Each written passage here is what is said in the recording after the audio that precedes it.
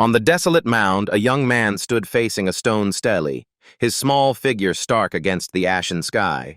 His gaze was distant, as if piercing through time when the past once hailed him as a dazzling star. His body had unlocked all meridians, which should have released extraordinary power. Yet all his strength was sealed tightly by a mysterious force at the glabella. After 16 years, he had only one day left to inherit his clan's destiny and immense fortune. The name Ximang suddenly surfaced in his mind, stabbing pain into his heart. He silently wondered if he could ever hear news of that person again. The strange power at his brow revealed truths, making him blush at past memories, then scold himself for curiosity, until distant quarrels cut off his thoughts, leaving regret. Those words snapped him awake. He spun around, sweating, body tense in vigilance. Two strangers advanced with fierce momentum, assassins of the Meridian's realm. One 5th stage, one 6th stage. He instantly realized both were highly dangerous opponents. To ease the tension, he scratched his head with an awkward smile, denying he was anyone important. One burst out laughing, insisting they were right, revealing his true identity as the second young master of the Northern Sioux clan. Hearing his name exposed, Suo Wu smirked, a cold smile on his lips. The assassins recalled his childhood, when he had shocking talent and was expected to reach the supreme realm. They revealed the clan had suffered over 1,000 assassination attempts, most aimed at killing him. The three sank into a tense silence, facing one another. Suo Wu pointed at himself, bewildered at such an outrageous number of murder attempts. One emphasized mockingly how he had collapsed into a cripple since youth. The taunt enraged him as the enemy slowly advanced. At first, some thought the Sioux clan hid his talent, but gradually all realized he had truly declined. He crossed his arms, warning that touching the heir of the Sioux clan was a grave crime, reminding them of his family's prestige. Hearing this, the two men hesitated slightly. But then both drew gleaming weapons, declaring they would finish the job and flee, promising a quick, painless death. One clenched a cigarette, coldly bidding farewell to Suo Wu. He instantly lunged like a wild beast in the forest. At that moment, a mystical purple eye flared open on Suo Wu's brow, radiating illusory light. When the strange eye activated, the enemy's speed suddenly appeared unnaturally slow. Suo Wu clenched his teeth, realizing that though his eye could follow, his body was too sluggish to dodge. The assassin's terrifying punch came crashing in with overwhelming force. His whole body sweated as he muttered bitterly about bad luck. The massive fist slammed straight into his stomach. A burst of purple light exploded, hurling his body violently away. He crashed into the stone stele with a resounding impact. When the dust cleared, he clutched his aching belly, shocked to still be alive after a blow that could destroy a tower. He sneered, stood up, and mocked that the punch was nothing. Seeing him unharmed and even taunting, they were astonished, suspecting he had held back on purpose. He smirked and vehemently denied it. The attacker laughed gleefully, guessing he had a protective artifact. The smoker, annoyed, mentioned legends and suggested they split the treasure. Both agreed. With that, they charged together straight toward the stele. At dawn, a tiny bolt of lightning suddenly flashed around the stele. A massive aura burst from Suo Wu's body, unconsciously blasting the enemies away. The two assassins tumbled while he became the center, absorbing the sun's energy. The pressure mounted, forcing him to raise his hands to shield his face. Inside his body, iron chain seals clashed violently with lightning. The ancient shackles shattered one by one, instantly breaking 250 seals.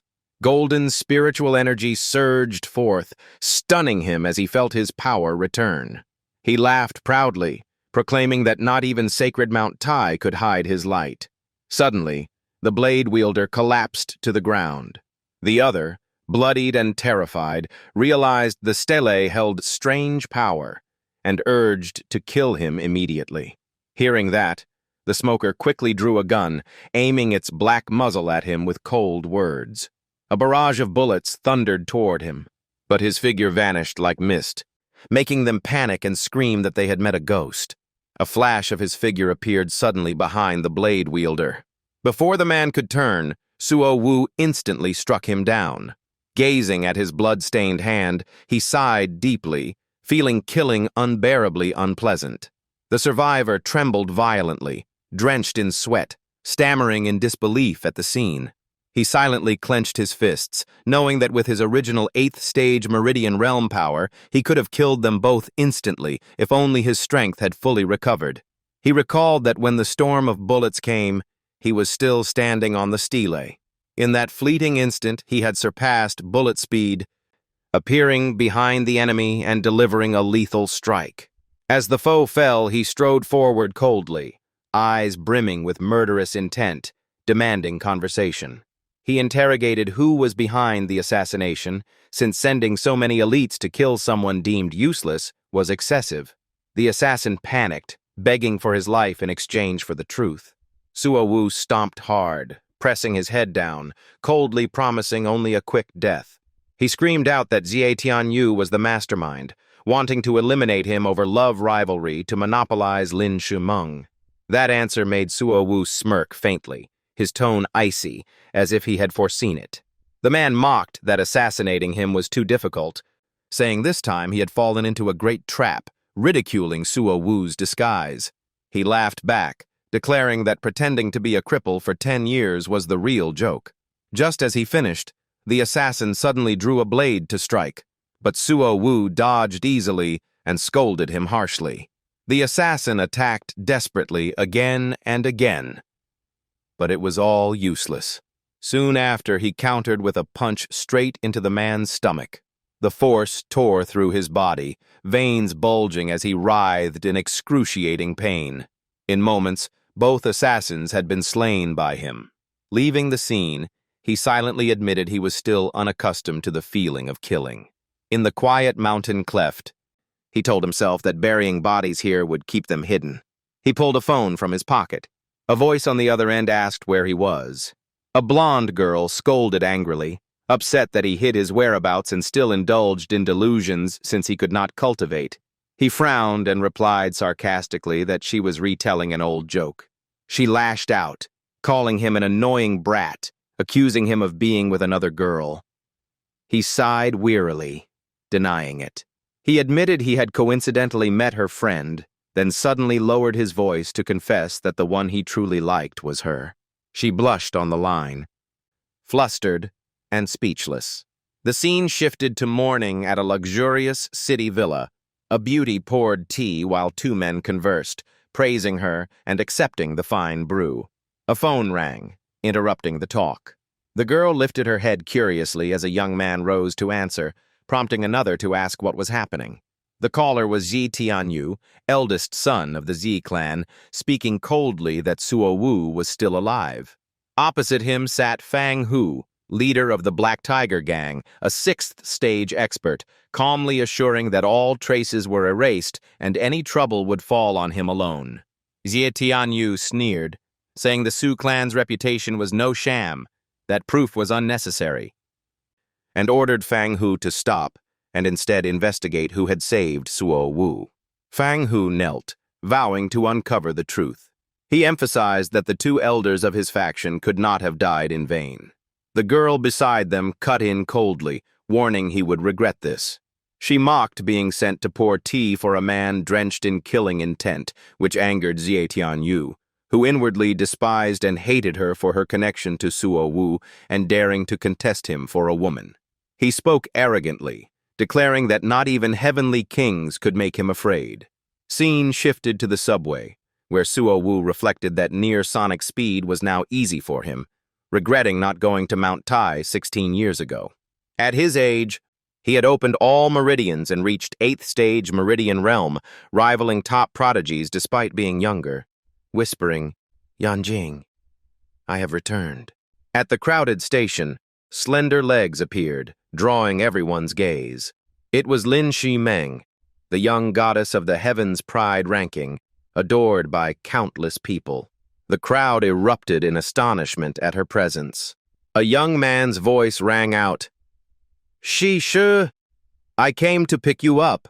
It was Suo Wu, half joking, half serious, sounding intimate. She scolded angrily, suspecting he was keeping distance on purpose and only wanted media attention, making him briefly uneasy, thinking she had guessed the family's arrangement. He gently took her hand, claiming he was just a lowly worker, then pulled her away despite the angry stares of fans, leaving together in a luxury car. In the car, Ximang shyly admitted she once used him as a shield, worrying about last night's danger, while he simply smiled and held her hand, assuring her all was fine now. With a trembling voice, she confessed she almost lost him, crying in fear the second time she shed tears for him. He suddenly thought that back then she wasn't the only one who wept. She tearfully recounted how she had called repeatedly without answer, and only when hearing his voice did she feel relief.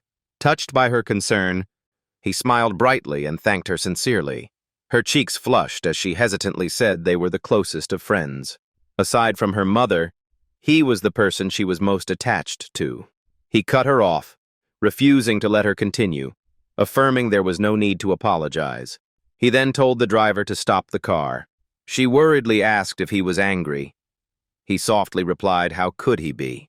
He even joked that online rumors about their romance only benefited him. His words stunned her, and she softly called his name. The driver tried to speak, but she immediately stopped him, telling him to just drive. He walked alone down the street, leaving her sitting in the car in quiet sorrow. At the same time, Tatienu ordered a warning. Anyone who touched Suo Wu must die. His phone rang, a furious voice accusing that he had protected her for years, but could not endure seeing her hold another man's hand, especially that of a cripple. Ximang furiously retorted, asserting her feelings had nothing to do with him. She coldly rejected the engagement, declaring that even if he was a genius, she did not care. When he threatened to kill Suo Wu, she firmly said she would go with him. After hanging up, her face turned cold, determined not to forgive him ever again. Suo Wu, walking in thought, recalled the warmth of her hand, knowing her burden, and resolved to protect her through the storm. He hailed a taxi and told the driver to head for the northern 10th Ring Road. The car sped away quickly, but soon the driver grew uneasy. The driver reported that 2 suspicious cars were tailing them. He calmly instructed to drop him at the intersection, then told the driver to return straight to the city. As he stepped onto the road, a red supercar suddenly blocked his way. A group of Playboys stepped out, mocking that he sought death, saying this was just an easy job given by Tian, since a cripple like him posed no threat. A blond youth cracked his knuckles, growling that he would kill. Suo Wu tiptoed and moved at extreme speed. The Playboy hurried after him, but after a short run he was exhausted, drenched in sweat, furious at losing track. The others arrived, bewildered at his disappearance. The blonde angrily ordered them to split up and search, refusing to believe he had escaped. One nervously suggested they should stick together, sensing something was wrong. Another dismissed it, saying he was just useless trash. The group continued searching, but suddenly froze. One spotted Suo Wu and shouted, accusing him of wanting to steal all the credit. Another rushed in, thinking he had faked weakness for years, hiding his true strength. Judging his speed, they concluded he was only 5th stage Meridian realm, daring to face them alone, surely courting death. Stopping abruptly, Suo Wu turned back and asked what they wanted. The enemy sneered, mocking his years of pretending to be crippled, telling him to keep running. Suo Wu calmly asked back, confirming the man was 6th stage Meridian realm. The foe boasted arrogantly, ridiculing his naivety and saying this place would serve as his grave. Suo Wu narrowed his eyes coldly, asking whose grave it would be. The blonde leapt forward, shouting that it would be his burial ground. Even suppressed, Suo Wu stayed calm, waiting for the punch to land. Suddenly he struck lightly with his palm into the man's stomach. The blonde clutched his gut in agony, gagging as if to vomit, gasping a warning of looming disaster. When his companions arrived, they found him collapsed and foaming, and their leader, enraged, assumed someone had aided him and ordered retreat to report to young Master Yu. But as he pulled out his phone, a stone struck, knocking it from his hand, making the group panic as if facing a ghost. Then another stone smashed directly into one man's nape. The force knocked him flat, unconscious. Seeing their comrades fall one after another, the rest trembled, realizing they had walked into an ambush. Hailstones kept striking, knocking down each enemy. Suo Wu leapt down from the tree, voice low, repeating their words. He coldly mocked the useless man, making the blonde one tremble and beg for mercy. The man hurriedly confessed Tatienu ordered him to kill Suo Wu, making Suo Wu's gaze colder. When asked about Tai Shan, he revealed it was the territory of Fong Hu, leader of the Black Tiger gang in Qilu. With clues gathered, Suo Wu held a stone, eyes icy. Soon the sky dimmed, and a small bird landed on a branch to watch. On the ground he dug with pottery shards exposing filth, thinking even sniffer dogs couldn't track here. Suddenly, the bird spoke mysteriously, saying it had witnessed the silencing. Suo Wu spun around, ready to strike. Startled, the bird flapped away, shrieking that he even wanted to kill it. He froze, realizing it was just a sparrow. Could it be sentient? It cursed angrily, blaming him for cruel tricks, saying it nearly died. He frowned, fearing if it escaped, it would betray him. This was a spirit beast at the 7th stage, not ordinary. He shouted, ordering it to leave immediately without tricks. The bird raged, fanning its wings to summon a fierce gust. Suo Wu stood unmoving, facing its blood-red gaze. He thought the sparrow was devious and vicious beyond imagination. As it attacked, he joined his palms, releasing dazzling golden light. The blast of light struck before the bird could dodge. It screamed in unbearable pain. The blow sent it flying, rolling on the ground. Lifting its head, the bird cursed that he had hit too hard. Suo Wu approached, making it panic and beg for mercy, calling him brother. He frowned, astonished the bird's body withstood such power, doubting it was ordinary. That night, the city lights glowed, bars bustling with crowds. A blonde female bartender discreetly watched Tatienu and his comrades drinking. Tianwu stayed silent, secretly furious over his confidant's strange disappearance, suspecting Suo Wu had a protector, cursing the failed plan. One man complained about business losses, others offered help, but Tianwu brushed it off, telling them to keep partying. Drinking, he muttered disdainfully that Suo Wu was just trash, even if he rose again, not worth worrying about. Suddenly the bar door slammed open. Suo Wu entered with the sparrow at his side. The group froze. One shouted, asking who he was and if he knew this was a secret gathering. Tianwu's face darkened in silence. Another man interjected, asking if he was lost. Suo Wu calmly walked forward, saying he sought another, glancing at Tianwu, bitter over 3 assassination attempts. A girl laughed mockingly, teasing him for bringing a bird, praising his ugly bird raising as unique. The sparrow exploded in rage, cursing the ugly girl and her whole family, saying she'd never dream of playing with birds. The crowd was stunned the bird could speak, realizing it was a spirit beast. The girl cursed, but the bird mocked and provoked her. Tianwu stood up, voice icy, demanding why Suo Wu came here. He secretly doubted, thinking Suo Wu came unarmed, without aid, far too confident for a cripple. Suo Wu ordered the sparrow to attack. The bird asked if it should kill or just cripple. He said only to warn, not kill, but Tianwu shouted he was courting death. The girl frowned, thinking even if strong, such a small sparrow had little power. The bird furiously charged, shouting profanities. It unleashed a storm, blowing people and objects around the bar. Caught off guard, Tianwu was slapped in the face by its wing. The strike hurled him, smashing through the wall into rubble. The crowd paled in shock, exclaiming this was too much. Suo Wu watched, sighing that the bird was a bit heavy-handed. At that moment, several rushed in, and the bar owner, seeing chaos, shouted to know what was happening. Everyone pointed at Suo Wu, blaming him, leaving the owner helpless and scolding him for going too far. Suo Wu remained calm, pointing back, insisting Tian Wu must pay for all damages. Hearing that, a man in the crowd angrily shouted. Their eyes locked tensely, as the owner stepped forward coldly asking Suo Wu's origins. He turned, replying directly, warning them not to invite trouble. Then he loudly called Tian Wu out to pay compensation, threatening to have the bird poop in his mouth if he kept playing dead. The sparrow grumbled, saying that was humiliating. A man pointed at Suo Wu, scolding him for such vicious words. The sparrow burst out laughing shrilly. Behind, a girl smiled faintly, thinking him utterly lacking virtue. At that moment, Tian Wu groaned, face scratched, opening eyes in pain. Someone saw him struggling and quickly shouted his name. But Tian Wu ignored them, gritting teeth, glaring at Suo Wu, vowing never to let go. Suo Wu immediately ordered the sparrow to strike him again. Just then, the bar owner shouted to stop.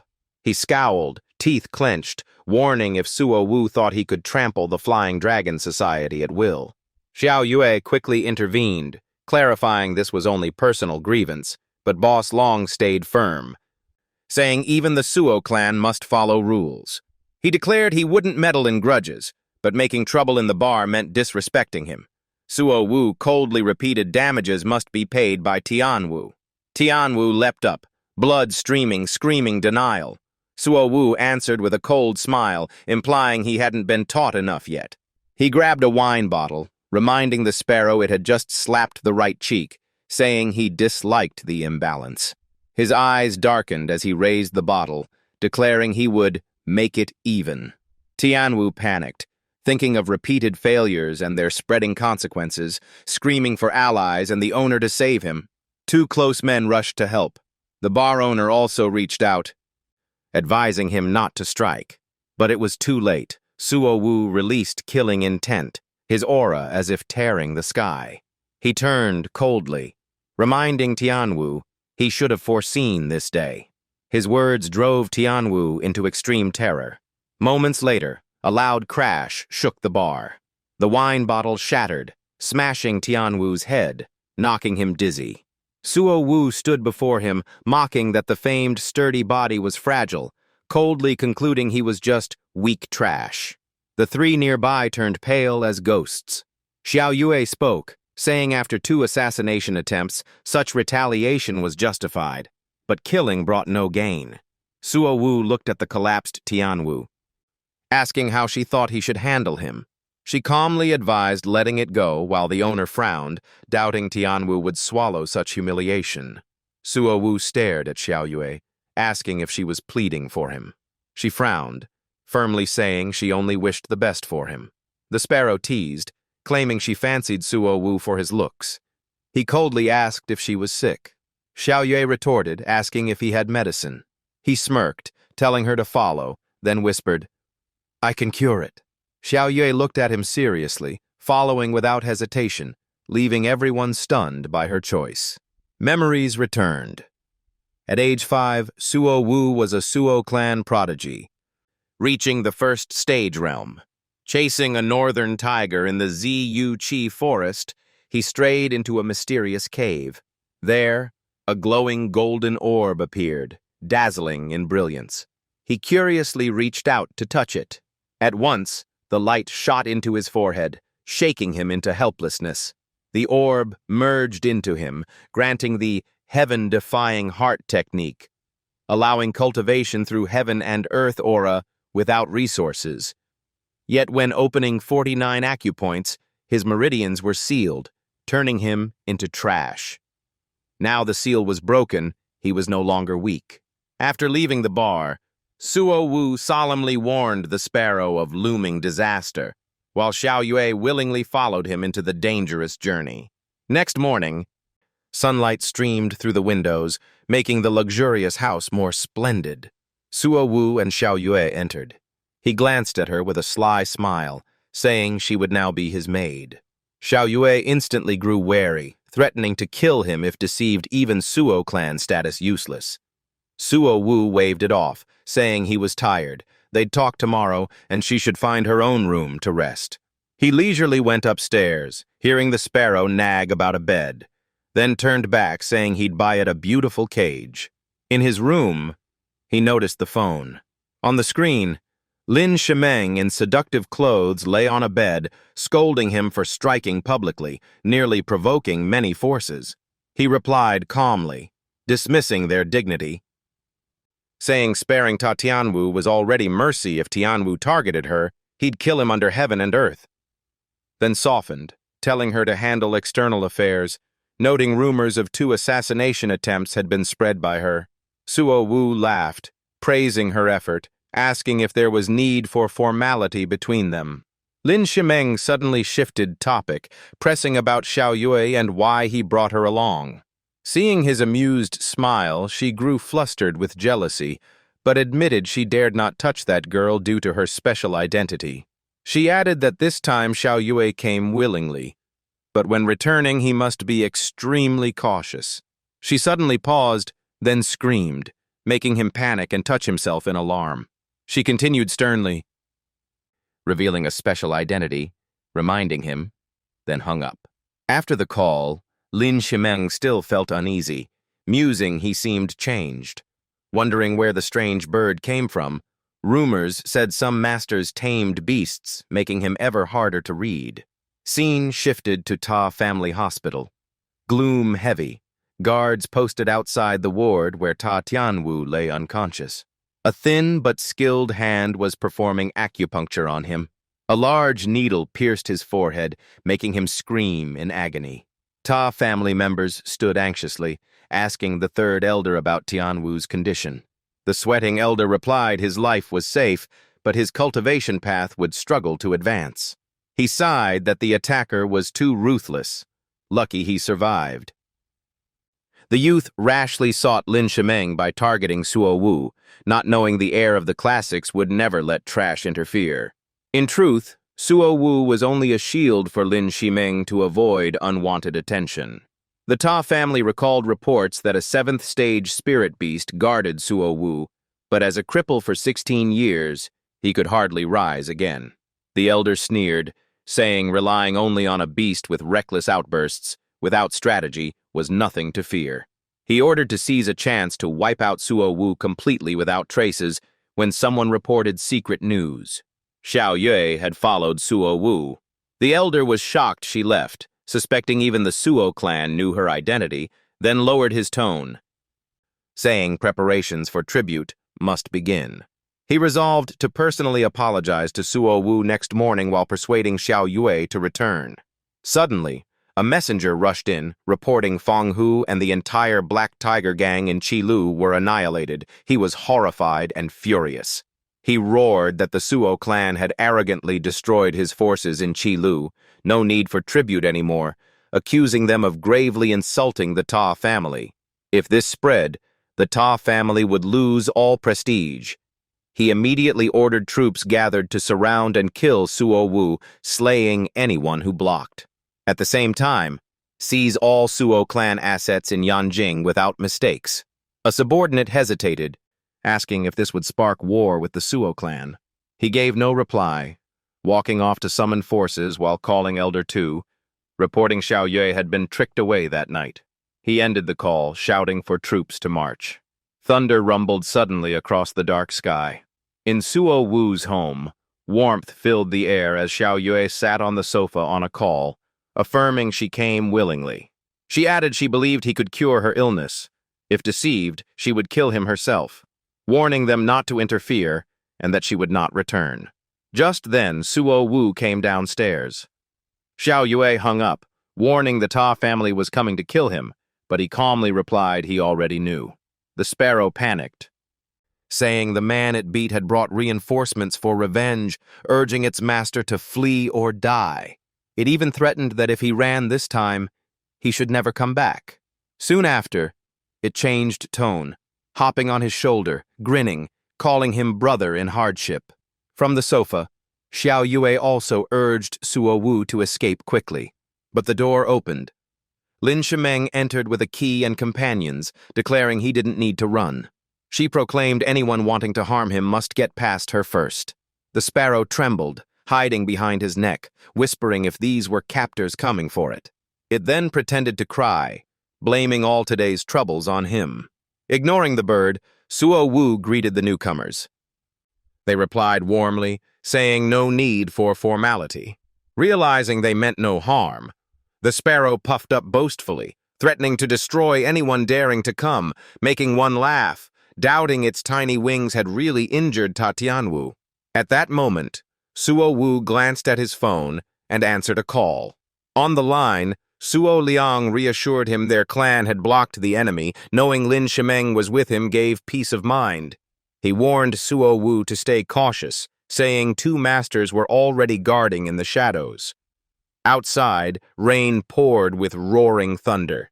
Around Suo Wu and the 2 girls, golden killing aura surged out. He said coldly the enemy had arrived fast. A stern elder shouted for them to go outside to battle, warning everyone to stay alert. The sky split again with blinding lightning. Outside, many Ta family figures rushed like phantoms, aiming to annihilate Suo Wu. Their leader's eyes suddenly flashed, sensing something unusual. As expected, the 2 experts sent by Suo Liang appeared to block, while Suo Tianhung leapt down from above, shouting to know who dared charge in. The opponent said nothing, immediately drawing twin blades and charging to attack. In an instant, a flurry of deadly slashes struck toward Suo Tianhung. He couldn't dodge in time, his arm cut with a long wound, screaming in pain. The following strikes poured down like a storm, forcing the Suo family experts into weakness. Everyone, including Suo Wu and the elders, witnessed it. Tian Hung and Tian Cheng had to shout to protect the young master and retreat first. The Ta family grew more arrogant, chasing while mocking, claiming the Suo family experts were weak and Suo Wu would not survive tonight. Watching the chaos, Suo Wu grew alarmed, realizing the enemy were powerful assassins of the Ta family. Suddenly he noticed the sparrow missing from his shoulder, surprised and calling out. Xiao helplessly pointed to the wall painting where the bird was camouflaging, muttering it was just decoration. Outside, 4 hidden elders sensed terrifying killing intent approaching. The Ta family assassin froze in shock at the overwhelming aura, wondering who the foe was. Immediately after, countless waves of killing intent condensed violently. An overwhelmingly domineering strike erupted, forcing the Ta family side onto defense. One elder seized the chance, uprooting a great tree and hurling it toward the enemy. The Ta family leader reacted quickly, channeling energy so his twin blades emitted dense black aura, preparing to meet the attack. He leapt up, cleaving the tree apart, roaring an order to shatter. But suddenly another elder ambushed from behind, roaring that once here he wouldn't escape. He sneered with disdain, saying they couldn't hold him, then unleashed countless terrifying killing rays. The 3rd elder of the group was struck, blasted backward, his comrades calling out in alarm. His face twisted, enduring immense pain from the heavy blow. At that moment, another elder charged, his fist blazing like fire, shouting a death cry. But the enemy suddenly vanished, leaving no trace. He reappeared right behind, mocking that their reaction was too slow. The twin blades in his hands surged with horrifying killing intent again. The 2 sides clashed fiercely, their auras shaking the space itself. In the desperate situation, Suo Wu clenched his teeth, realizing if he kept hiding power, his comrades would die. As the battle reached its peak, a white-robed figure suddenly appeared in the dark night. It was a silver-haired elder, channeling energy into blazing fists, thinking the decisive moment had come. He pushed off from the tree root, soaring forward, shouting to unleash the ultimate skill, Heartbreaking Palm, one of the 3 supreme techniques. Terrifying power condensed into radiant light, enveloping his arms. He poured out all his strength, landing a fatal strike that blasted the assassin away. The strike forced him to skid across the ground, roaring in rage and accusing them of only ambushing from the shadows. No one replied, only shouting together to unleash killing moves and finish him. The assassin clenched his teeth, knowing he was wounded and would surely die if he kept fighting. He poured all his strength into the twin blades and vanished, escaping right before their eyes. Seeing him retreat, the silver-haired elder gasped in relief, yet wondered if the Ta family sending such experts wasn't afraid others would seize the chance to attack them. Night fell, a crescent moon shining down with an oddly peaceful scene. Inside, Tian Hung and Tian Cheng knelt to greet the young master. Suo Wu asked about their wounds, and they insisted they were fine. But a gray-haired elder mocked that with such severe injuries, how could they say they were fine? Suo Wu immediately sent a voice transmission to comfort them, promising to help restore their strength. Tian Hung was shocked, thinking the young master once deemed crippled now could use voice transmission. Xiao sat on the chair, pouting that he was just talking nonsense. Lin Ximang spoke, saying with the assassin driven off things were temporarily calm, no urgent problems left. At that moment, the TV showed an old man with a sword scolding a fox spirit for enchanting mortals, declaring it must be destroyed. Xiao happily chimed in, saying that was reassuring. Suo Wu stepped forward, gently telling her she had suffered much tonight. Outside, heavy rain fell, corpses scattered after the brutal siege. Among the dead, Suo Liang stood out, joyfully declaring the Ta family was wiped out, then ordering the battlefield cleared to avoid government trouble. At the same time in the Ta family estate, the courtyard was filled with corpses and echoing screams. A man in a suit nervously reported over the phone to Elder Tuo, but the other side coldly cut him off without a word. He gnashed his teeth in fury, slamming the table, realizing he'd been deceived. How could the small Suo family be strong enough to cripple the third elder? Seeing the massacre, he roared, asking if the Ta family was just a sacrifice in this fierce dragon crossing the river, and whether they weren't afraid of the world striking back. The more he spoke, the angrier he grew, declaring the Suo family shouldn't think the Yanjing powers would stand by. The people in the courtyard trembled, seeing the great elder appear. He stepped forward, face cold, pressing about reinforcements and how to deal with this now.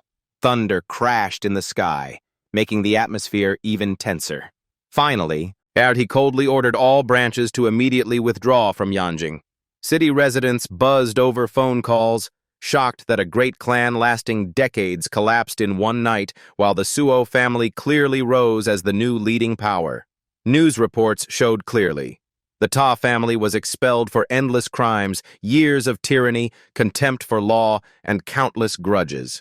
In the villa, someone bowed in praise that the Suo family upheld justice, while also questioning Suo Wu's use of voice transmission yesterday. He gave no explanation, only confirmed the cultivation realms of Tian Hung and Tian Cheng, then invited them to follow him to Longcheng if the clan agreed. Without hesitation, both clasped hands in agreement to follow. He warned them never to reveal what they were about to see. They quickly swore a deadly oath, vowing secrecy, with violation bringing annihilation. Suo Wu smiled, signaling Tian Hung to extend his injured arm for healing. He closed his eyes, using the heavenly heart technique to channel healing energy. Tian Hung suddenly felt his body transform, panicking as if about to break through. His eyes shone bright, his whole body radiating power as he lifted his head to the sky. When the process ended, his wounds vanished and his cultivation advanced, leaving both of them utterly shocked. Suo Wu only smiled slightly, telling him to slowly feel it. Outside the window, the sparrow peeked in, gleefully praising non-stop. At a large corporation, a luxury car stopped at the gate. A bodyguard opened the door respectfully to invite the young master out. Suo Wu stepped out with scholarly elegance, the bodyguard reporting his elder brother was waiting inside. He followed the secretary down the corridor toward the designated room. The bodyguard announced the young master's arrival, and Suo Liang waved for them to leave. Suo Wu called out to his brother as he entered. Suo Liang embraced him joyfully after their long separation, asking about his situation, and Suo Wu replied all was well. He invited his brother to sit, assuring this place was completely safe from eavesdropping. Raising a wine glass with a bright smile, he said after so long they could talk tonight, and the wine was a 60-year vintage seized from the Ta family. Suo Wu accepted with a mischievous grin, saying to save some as a toast to his father-in-law. Suo Liang was briefly stunned, then sternly reminded him that Lin Ximang's sect was extremely powerful. In Suo Wu's mind appeared the image of Lin Ximang solemnly casting spells. Suo Liang continued, revealing her sect had recently arranged her marriage, making Suo Wu listen intently, sweating and muttering if it was beyond him. Suo Liang raised his beer, advising his brother to forget Lin Ximang. Suo Wu clinked glasses, drinking all, saying regaining his strength was reason enough to celebrate. Suo Liang asked in shock if it was true, and Suo Wu confirmed. He further questioned if Mount Tai wasn't the one who saved him, and whether the experts around Yanjing were also handled by him. Past memories surfaced of their grandfather scolding Suo Wu as useless, unworthy of the clan. As a child, Suo Liang refuted him, declaring his younger brother was not trash and forbidding insults. He protected Suo Wu, standing against the malicious words. Back to the present, Suo Liang recalled his brother once entering a cave where a strange encounter sealed his power. Suo Wu remembered, his expression filled with fear and shock. He explained that for 16 years he had hoped his brother would return, with power still continuous, now reaching early Meridian opening realm. He laughed loudly, delighted at his brother's progress, as Suo Wu released crimson-purple energy. Suo Wu grasped his brother's hand, guessing he had reached 6th stage of the Meridian opening realm. He said he could help his brother ascend to the 7th stage instantly. Suo Liang was horrified by such strange power. Beer splashed, 2 streams of energy surrounded him, and he opened more meridians, breaking through another stage. He praised that his younger brother's ability was far too extraordinary, but he also warned that if exposed, great sects would drain him dry. Suo Wu smiled, already understanding. Suo Liang took out a green jade slip, saying it contained a cultivation method requiring spiritual force to open. Suo Wu stared, asking if its name was Lian Pu. Suo Liang nodded in confirmation. He demonstrated, transforming his brother into a beautiful maid, making Suo Wu cry out in delight. He asked where such a powerful technique originated. Suo Liang's face turned stern, saying it was taken from ancient ruins with heavy losses, and though he trained long, his talent was less than Suo Wu's. He explained that at higher mastery, it could disguise as others, distinguishing true from false. Suo Wu clutched his chest, winking, saying it was quite good. He stressed that compared to geniuses of great sects, his brother still lagged behind. He explained realms. After Meridian opening comes channel passing, then innate. Only kings and venerables could cross rivers and seas. Saints remained mere legend. He revealed the reason he dared oppose the Ta family was superior strength and ties with the court, with the jade slip gained from that cooperation. Suo Wu nodded, understanding why the authorities acted firmly. He pondered, reminding that Lin Ximang and her fiancé both belonged to a super-ancient sect, not to be provoked. He urged his brother to be cautious, to cultivate with full effort in Longcheng, and reaching innate realm would bring the clan prosperity. In his heart, Suo Wu vowed he feared neither the ancient sects nor her fiancé. He thought of Ximeng, hoping she would wait, certain they would be together. On the road, Suo Wu and Xiao Yue sped in the car, the sparrow urging on and mocking opponents with broken vehicles. In Longcheng, the innocent 17-year-old Suo Shishi appeared among the welcoming crowd. She asked her father if he wasn't planning to give up the CEO seat to cultivate. Yet with Brother Wu's return, he still seemed heavy-hearted. Suo Tianxiong, age 39, sighed, saying today the Leng family sent invitations, summoning major forces to discuss important matters. Xixi grew curious, and he explained that someone had discovered the Fairy Lake cave ruins outside Cheng. Many experts died, and one survivor captured by the Leng family yielded scriptures equal to the imperial canon. Xixi was shocked in fear upon hearing mention of that secret scripture. Her father said the Leng family tried to conceal it, but failed, now inviting major powers to explore, though dangers were endless. She nodded thoughtfully, suggesting at least attending tonight's banquet to investigate. Also wanting her father to take Suo Wu, but he refused. Xixi objected, saying even if he didn't cultivate, as a hidden clan member he must still face it. Suo Tianxiong pondered, then slightly nodded with a pleased look in his eyes. At night all was calm until the roar of an engine, a car speeding like thunder. Xixi widened her eyes, exclaiming to her father to look. The car was too fast. Tianxiong smiled, suspecting it might be Suo Wu, then dismissed the thought. He told his daughter to listen to her brother later, not to cause trouble, and to stay away from bad people. She pouted in dissatisfaction. The car screeched to a stop before the gathered crowd. The door burst open with hearty laughter, Xiao, revealing it was indeed Suo Wu's car. Xixi peeked curiously, wondering who was driving. The one who stepped out was Xiao Yue, her beauty shining like the full moon.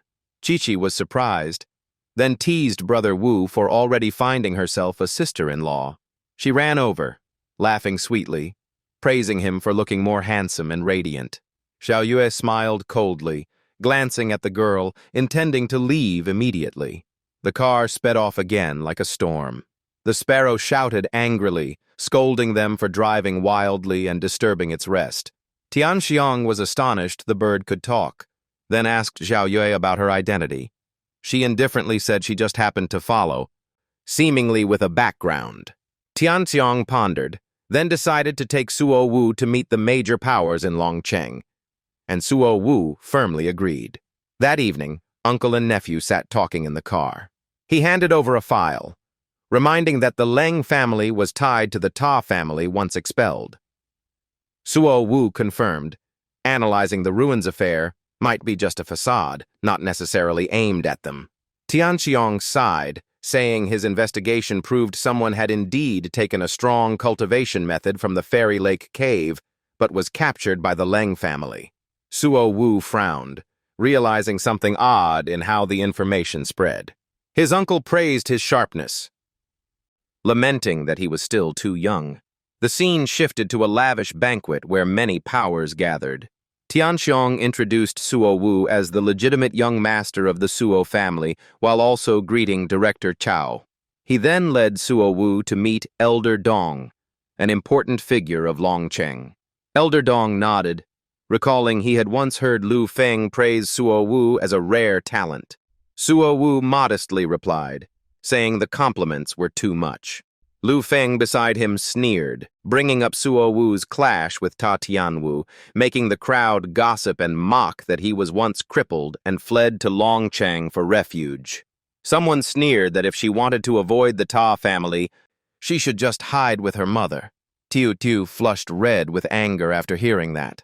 She shouted, warning them to stop being arrogant or they would shame their elders, but they still mocked that the weak must endure.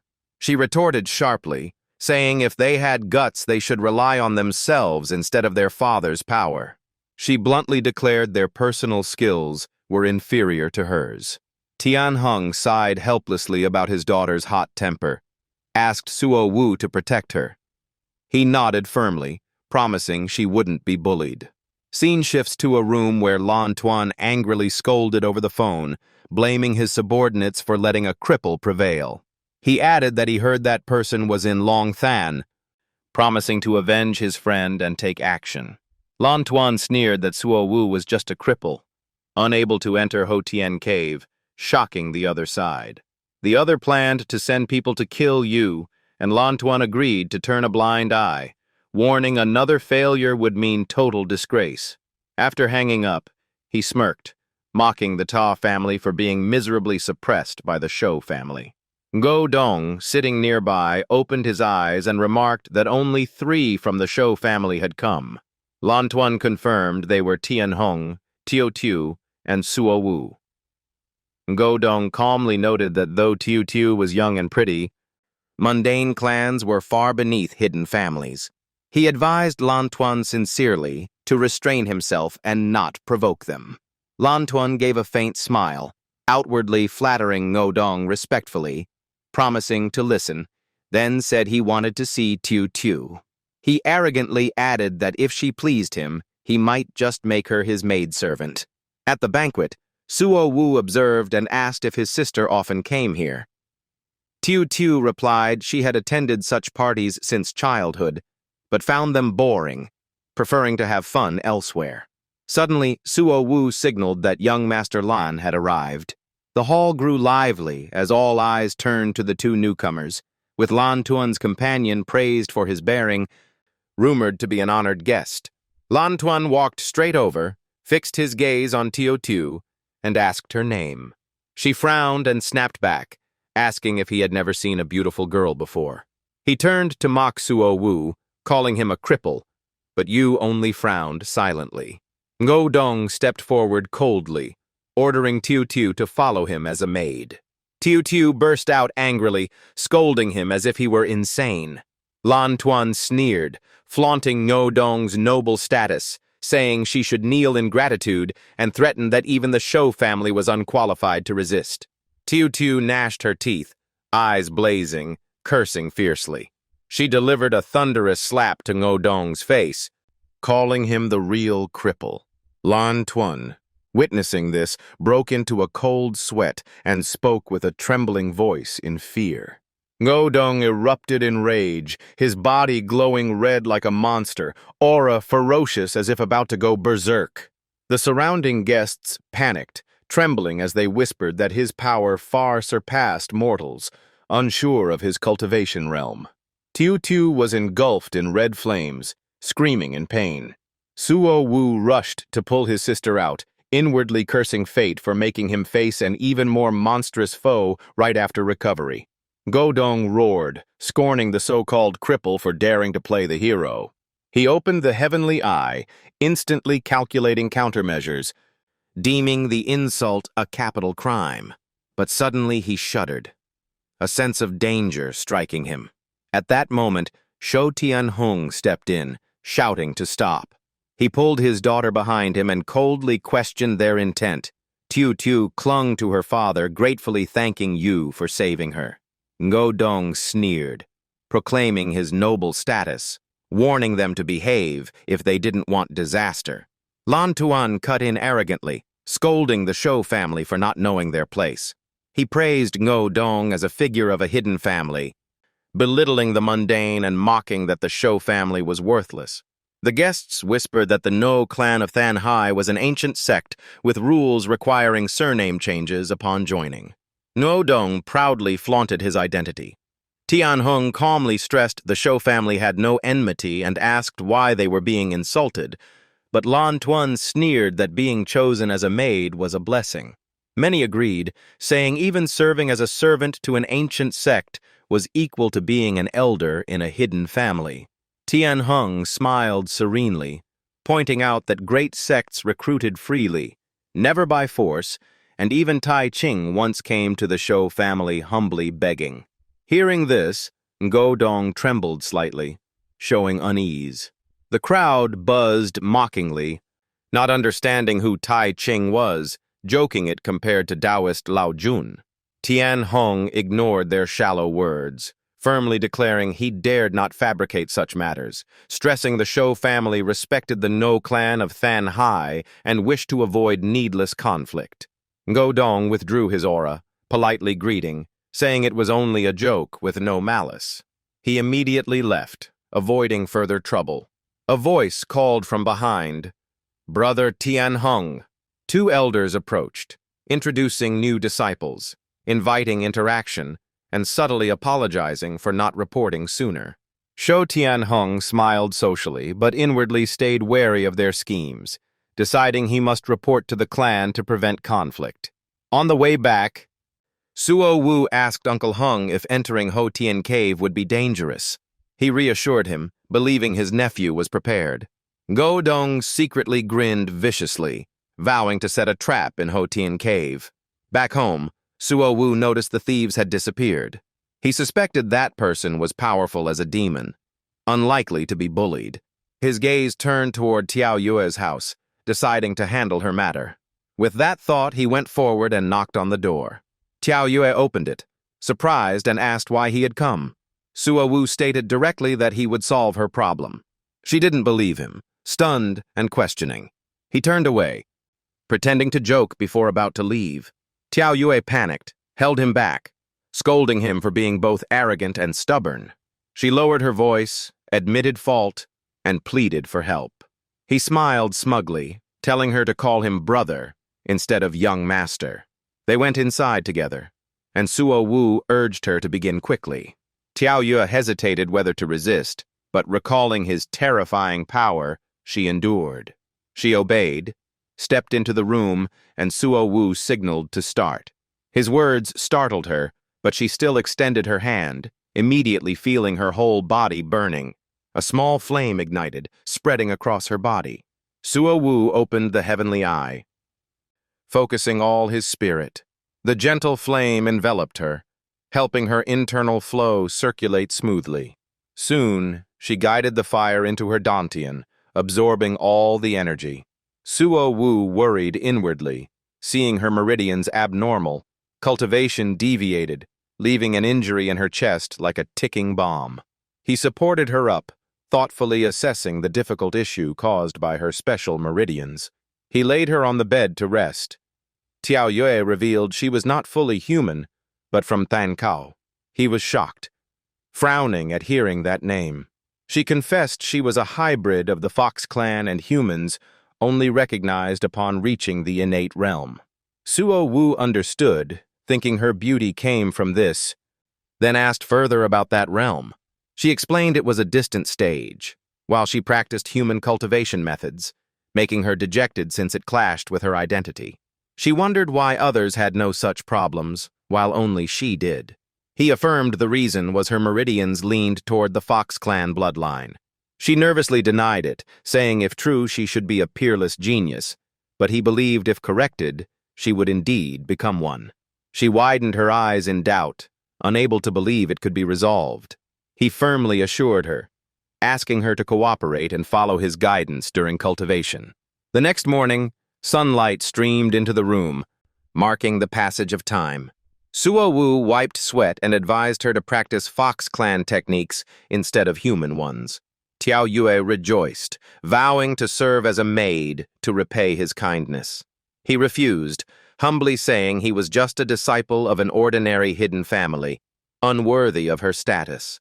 She earnestly argued back, insisting he surpassed all geniuses, even curing a condition that neither Thankao nor ancient sects could treat, warning that exposure would endanger him.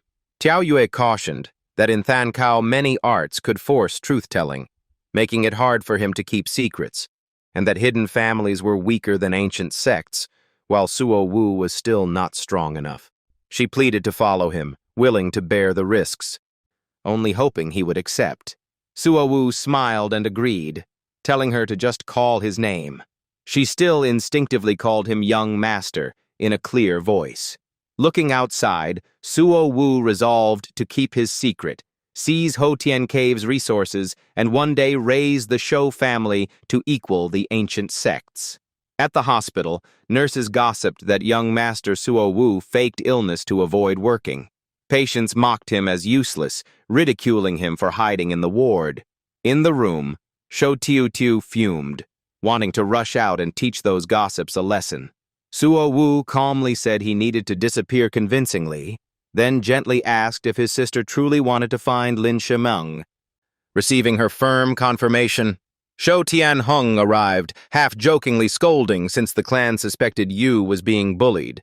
Yu bowed and apologized. He then asked Tiao Yue to arrange for his sister to work as a director's secretary for protection. Tian Hung agreed, but worried whether Yu could get involved in what Lin Ximang was doing. Suo Wu firmly reassured his uncle that he had an expert helping, adding that in a few days someone would come and only needed to be placed in the Ho Tien Cave group. He guaranteed this person was absolutely trustworthy. Tian Hung nodded and warned his nephew to be extremely cautious. Suo Wu smiled, assuring Tian Hung he would handle his own safety. The next day, he left Long Than, calculating as he went. He thought the rumor of him faking illness must have spread widely, so now he could act. He circulated his energy, feeling power surge. A thought rose within him. Many grudges needed to end. His figure moved swiftly, light as the wind. A bird flying past staggered and fell as he sped by. He raced for over 2 hours, thinking deeply along the way. He mused that perhaps he had touched a new realm. Comparing with ancient records, he suspected he had reached the peak threshold, but to prove it required real combat. Suddenly, a cold shout rang out. A veiled young woman panicked and fled. Inside a house, Tatienu growled, vowing to crush Suo Wu in 4 days. Suo Wu stood on a rooftop, silently overlooking Long Than. He smiled faintly, eyes gazing downward. Inside a house, he discovered someone cultivating. He carefully assessed and realized there were 2 experts at the Blood Realm, so he had to avoid alerting them.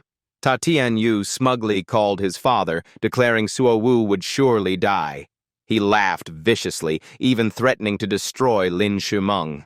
A violent explosion erupted as Suo Wu broke through the wall and stormed in. Tatienu panicked, not recognizing him, and shouted to know who he was. Suo Wu stayed silent, delivering a blow that sent him crashing miserably. Hearing the commotion, his subordinates rushed in, calling for help.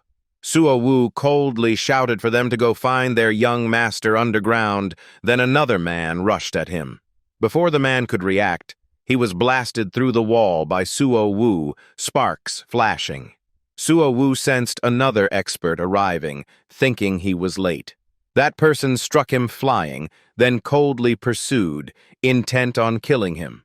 Suo Wu dodged while countering, challenging the opponent if he thought he was afraid. He launched a kick in return, but the man still chased madly, shouting that he was a thief. A burst of light exploded, sending Suo Wu crashing hard. The pursuer roared and cursed, furious at failing to take him down. He was shocked at Suo Wu's extreme speed, losing track and wondering who he really was. Elsewhere, Suo Wu leaned against a tree, gasping, feeling lucky his identity was well hidden, while astonished at his own strength. He realized his power far surpassed his peers, perhaps thanks to deathly chi in his meridians, no longer fearing it. Intelligence revealed Lin Ximang was now in Shu land, inside the Ta family estate. Tatienu's father wailed in grief, believing the Shou family ruined his only son and all his years of effort. His wife wept, begging for revenge. The old master questioned if it was truly the Shou family's doing, then concluded they must bear the blame. He reasoned that the Shou family was now concentrated in the capital, with only Tiannan strong enough, but unlikely to act. Perhaps someone exploited the feud to frame them. The old master sobbed, thinking it highly possible they were set up, as the only evidence was a shadow in surveillance. He choked with grief, vowing that whoever killed his only son would face retribution. A subordinate reported that the Shou family denied involvement and even expressed regret over the incident. Ta old master coldly ordered to spread word that the Shou family intended extermination, so public criticism would rise. The subordinate questioned this. He explained he wanted someone to die with his son and make hidden families wary of the northern Shou clan. At the Tamxing ruins, Suo Wu stood silent, seething at the Ta family's vile false accusations. He realized his impulsive actions had damaged the clan's reputation, and he must be more cautious in the future. Inside the ruins, Lantoan pressed Lin Ximang about her true relationship with Suo Wu. Lin Ximang coldly refuted, saying it was none of his concern. Lantoan frowned, stressing that as her fiancé he had the right to ask. She retorted loudly, asserting she was not yet officially his wife. Lantoan grew furious. scolding her for being improper. They argued fiercely and then left the cliffside together. Watching her back as she departed, Lantoan questioned whether the accusation was true. Suddenly, Lin Ximang cried out in shock, demanding to know his intent. He growled, saying it was unacceptable for his fiancée to be intimate with another man, stressing no one here would protect her. He mocked her for relying too much on magic tools and losing vigilance. Seizing the sword, he boasted that his artifact was of innate level. She immediately drew her weapon to defend. Lantoan charged forward, roaring to capture her. The sword tip thrust in, but she managed to raise a protective barrier. In pain, she still hid within the barrier, scolding him as despicable. He approached, mocking that her shield could only hold briefly, then threatened another strike. He swung his sword, cold steel slashing fiercely at the barrier. The shield shattered. She cried out in pain, and her weapon was knocked back into his hand. He laughed triumphantly, flaunting the gap in strength. Wounded, she still gripped her artifact tightly, warning she would end her own life if he dared touch her. At another location, inside the Tam Tin Doi ruins, Suo Wu sat on a tree, observing the flowing spiritual energy, deducing it was the entrance but fatally dangerous if rushed. He noticed the spiritual currents had a pattern, and mastering it would make entry easier. Even so, a bad premonition pushed him to find Ximang quickly and return. Decisively, he dashed into the altar, skillfully dodging dense spiritual flows. Noises arose, prompting nearby martial artists to discuss some suspicious, others dismissing it as mere wind. The spiritual energy still surged endlessly. Going deeper, Suo Wu was astonished by the ancient formation's might, still powerful despite long decay. He suddenly noticed an anomaly, suspecting it was an energy fluctuation. A violent force struck, throwing him back. In pain, Suo Wu clenched his teeth, determined to advance for Ximang's sake. At this moment, Lin Ximang admitted she could not win, but threatened suicide that Lantoan could not prevent, leaving him stunned. He immediately lunged in, knocking the weapon from her hand. She trembled in despair, cursing him as vile and asking what sorcery he had used. He sneered, claiming the truly strong are those who wield schemes yet live freely, declaring himself the real hero. He revealed the engagement was merely for resource competition between two ancient sects, while she herself had little worth in her sect. Lin Ximang angrily refuted, saying he was wrong because the past calamity had been sealed by a great expert. He further exposed that the powerful had taken resources away while the weak were abandoned. If she mattered, why was she left in the mortal world? He stressed her talent was mediocre, accepted only for her yin mystic constitution, but born in the wrong era, now valuable only as a bargaining tool. He clenched his fist, spoke lewdly, and tried to persuade her to dual cultivate, claiming mutual benefit but more for himself. He promised her a glorious future if she followed him. Otherwise, in her sect, she was just a pawn to be traded, insisting she could never escape. She screamed in refusal, but he mocked that the marriage was long arranged, and even if he defiled her here, her sect would not interfere. At the critical moment, a figure appeared. Suo Wu kicked straight into Lantoan's head. He clutched his head, angrily shouting who dared to ambush him. Suo Wu coldly replied, declaring that if he killed him here, no one would dare object. Lantoan sneered, ridiculing that as the most laughable threat he had ever heard. Suo Wu said in a deep voice to laugh before death, inwardly annoyed his strike wasn't fatal, forcing a fierce duel. Lantoan roared in rage, vowing to capture Suo Wu alive, interrogate his identity, then annihilate his sect. Lin Ximang, unsure of the young man's origin, stepped closer to ask his true identity.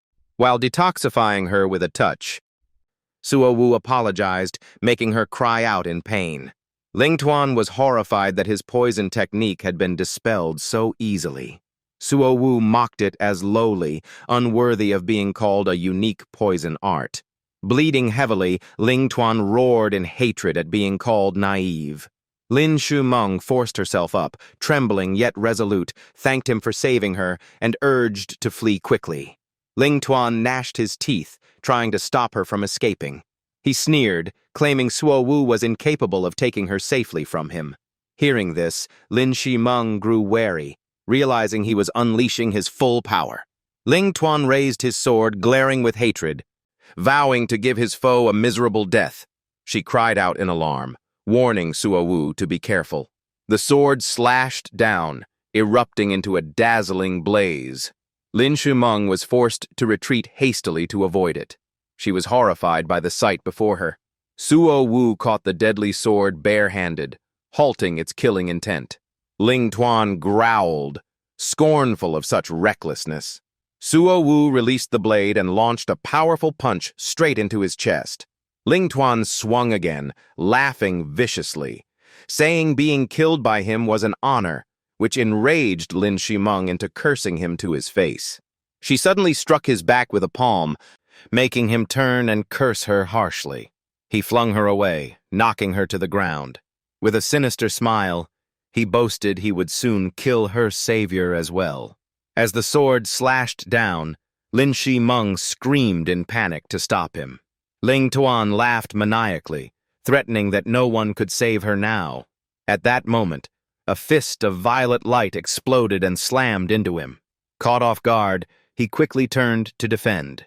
Suo Wu shouted in regret that his fatal strike had missed. Lantoan furiously roared that he would never get another sneak attack. He instantly unleashed his power, launching continuous strikes at Suo Wu. Suo Wu, in pain, thought that this man was indeed at a much higher realm. But since the enemy was heavily wounded and weakening, he decided to risk luring him closer. Lantoan charged, thrusting his cold sword for a killing blow.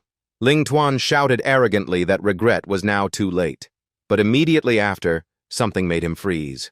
Suo Wu gripped the sword impaled in him, coldly saying it was all within his calculations. He unleashed the decisive punch, the third fist. Lantoan took the hit, staggering back with a twisted face of pain and rage. Suo Wu lowered his voice, declaring this was the fourth fist. The punch boomed like thunder, striking the enemy into unbearable agony. His body flew far away, crashing heavily into the void. Suo Wu clutched his chest, coughing violently before collapsing, shocking Lin Ximang. She rushed to him in panic, crying out his name in despair. At the battlefield, space trembled, opening fierce cracks. Lin Ximang quickly held him, calling out in deep worry. Suo Wu weakly urged her to help him up to heal, warning the enemy might return any time. She desperately wanted to transfer spiritual energy to aid his recovery, but he refused, insisting on cultivating by himself to preserve strength, then entered meditation to heal. He softly chanted incantations, running the heavenly heart technique to gather energy for healing. Lin Ximang stood guard, inwardly vowing to repay this life-saving grace. At the same time, she sensed a strange familiarity radiating from him. She reached out, astonished that spiritual energy was gathering thickly around him. When she turned, she saw dense energy shrouding Suo Wu. Suddenly, he groaned in pain. She panicked, shouting that he had fallen into chi deviation. But Suo Wu suddenly rose, laughing heartily. He excitedly said that thanks to the deathly energy in his body, his wounds healed quickly. He opened new meridians and was about to reach a new realm strong enough to face Tian Hung. Hearing this, turmoil rose in her heart, for chi deviation was normally a cultivator's calamity. Clenching her teeth, she prepared to kill him to prevent future disaster for the world. Suo Wu quickly dodged, urgently assuring he was fine, leaving her astonished. He smiled gently, explaining it was only a sudden surge of power that was hard to control, causing misunderstanding. She asked in disbelief if he truly hadn't fallen into deviation, while he laughed it off to reassure her. Lin Ximang finally breathed a sigh of relief, secretly glad he was safe. She looked up at the vast space, realizing this was a land where spiritual energy gathered, empowered by an ancient formation that boosted cultivation. Suddenly, a glittering light ahead startled her attention. She suspected it might be something dropped by Wei Hang. Stepping forward, she picked up 2 artifacts and gently returned them to their owner. Lin Ximang accepted them gratefully and asked if Suo Wu had also come here to explore the ruins. He smiled modestly, saying he only acted upon seeing injustice, then praised her as not inferior. She pondered, remarking this place contained a terrifying ancient sect formation, still immensely powerful after countless years. After a pause, she suggested cooperating in exploration since going alone was too dangerous. Suo Wu hesitated and asked again. She smiled, saying whatever gains they obtained would depend on fate. So no need to worry. Suo Wu nodded, using the fake name Tian Hung, asking her to call him Tong Ge before inviting her along. Lin Ximang happily agreed, calling him Tong Da Ge, and set off together. Meanwhile, in the distance, Lantoan staggered with injuries all over. He gnashed his teeth, cursing both Suo Wu and Lin Ximang, vowing revenge. On the mountain peak, several figures saw him and were shocked to recognize their junior brother. They asked in surprise why he was so badly wounded. One roared suspiciously, saying no one in the area should be capable of this. Lantoan angrily recounted that junior sister Lin was threatened by another, urging fellow disciples to avenge her. At the cliffside, he pressed against a rock, forcing himself to stand. When asked if it was caused by a Tongmai realm expert, he replied uncertain, but said that person, though not yet at that realm, wielded terrifying strength. The curly-haired man frowned, doubting that a Sheng Shui realm cultivator could rival Tongmai realm. Lantoan hastily explained he was ambushed through an artifact that concealed aura combined with the formation's advantage here. Hearing this, the curly-haired man stopped questioning, only ordered to rescue junior sister Lin quickly. He urged junior brother Qi to lead immediately before the enemy escaped. Lantoan nodded, both pained and secretly pleased. For with 2 Tongmai realm experts added, he was sure Suo Wu would not escape death. Elsewhere, Suo Wu told Ximang to use her artifact's full power to deplete the protective layer. A blazing fire dragon appeared right above the energy bridge. At that moment, Suo Wu clenched his fist tightly. He leapt high and unleashed a fierce strike onto the circular formation. Ximang marveled in amazement, her eyes sparkling as the killing formation was shattered. Suo Wu smiled, secretly glad that thanks to his brow's tree eye, he had avoided countless dangers that others would not survive. Both suddenly looked ahead, exclaiming in unison, while Ximang stammered in fear. Before them appeared an ancient sect, hidden in mountain clouds, ethereal like a fairyland. Suo Wu was stunned, marveling at the palace's grandeur.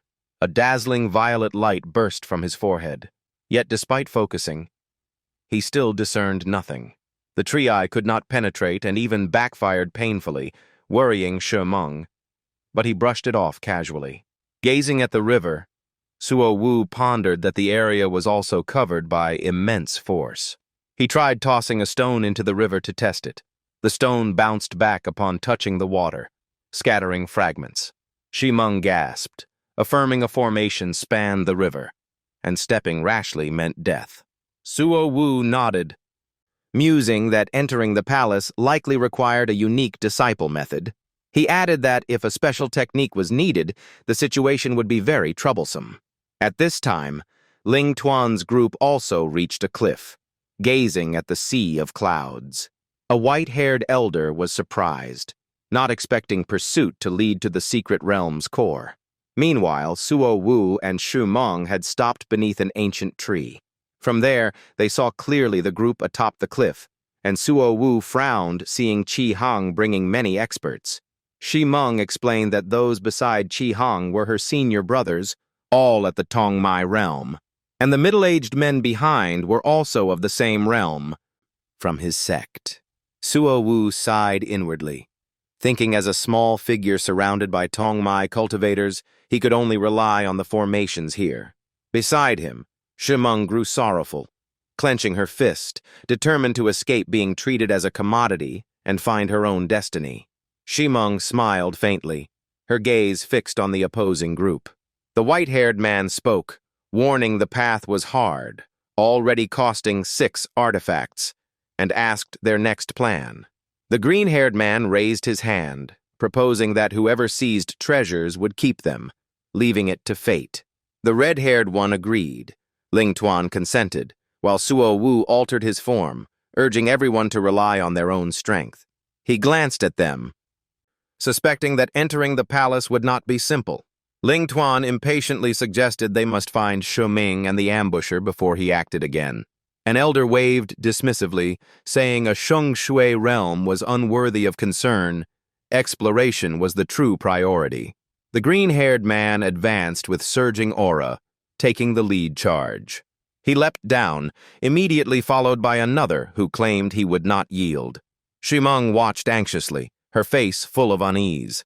Suo Wu raised his hand to stop her, reassuring that she could not intervene, inwardly curious for the coming event, yet told her to stay hidden.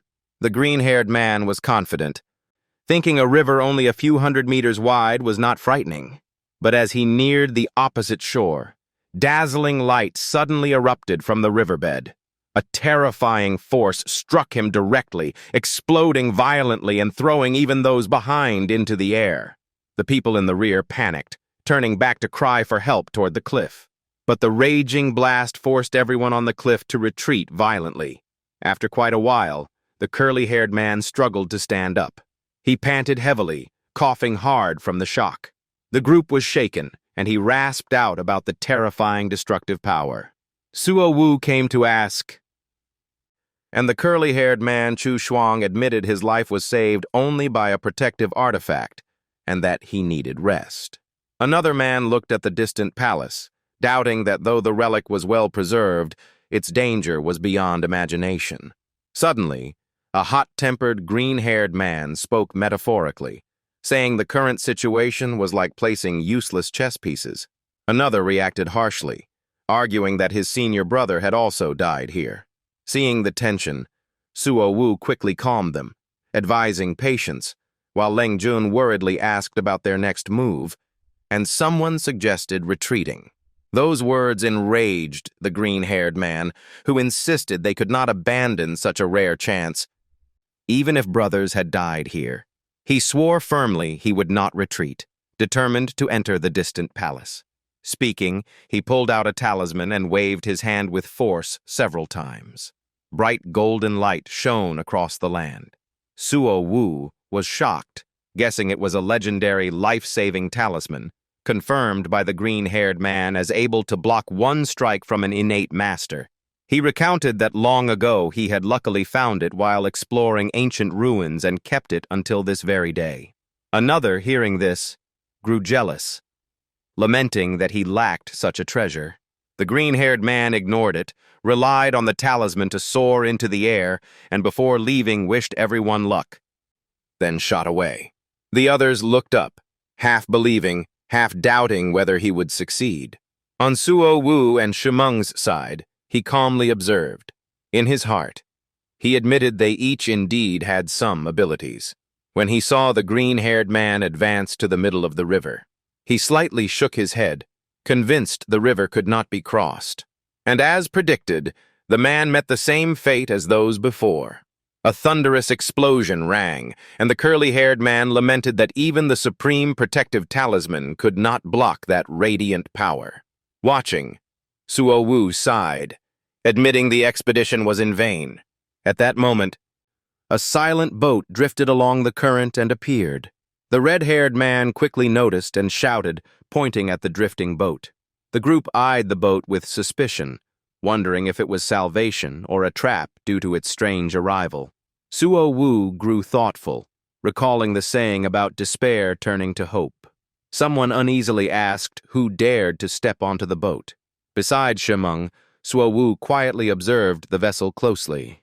Using divine power, he discovered the river's strange force avoided the boat, proving it could carry them across. But immediately, the situation suddenly grew tense. With his special eyes, Suo Wu reported seeing someone on the opposite side. The crowd looked over at once, while he deliberately acted flustered, pretending they had been spotted.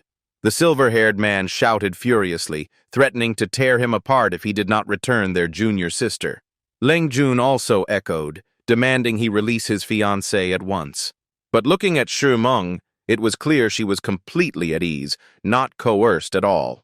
Suo Wu kept assessing, calculating that the enemies were around the 5th stage of the Meridian connecting realm, with even mid-stage experts present.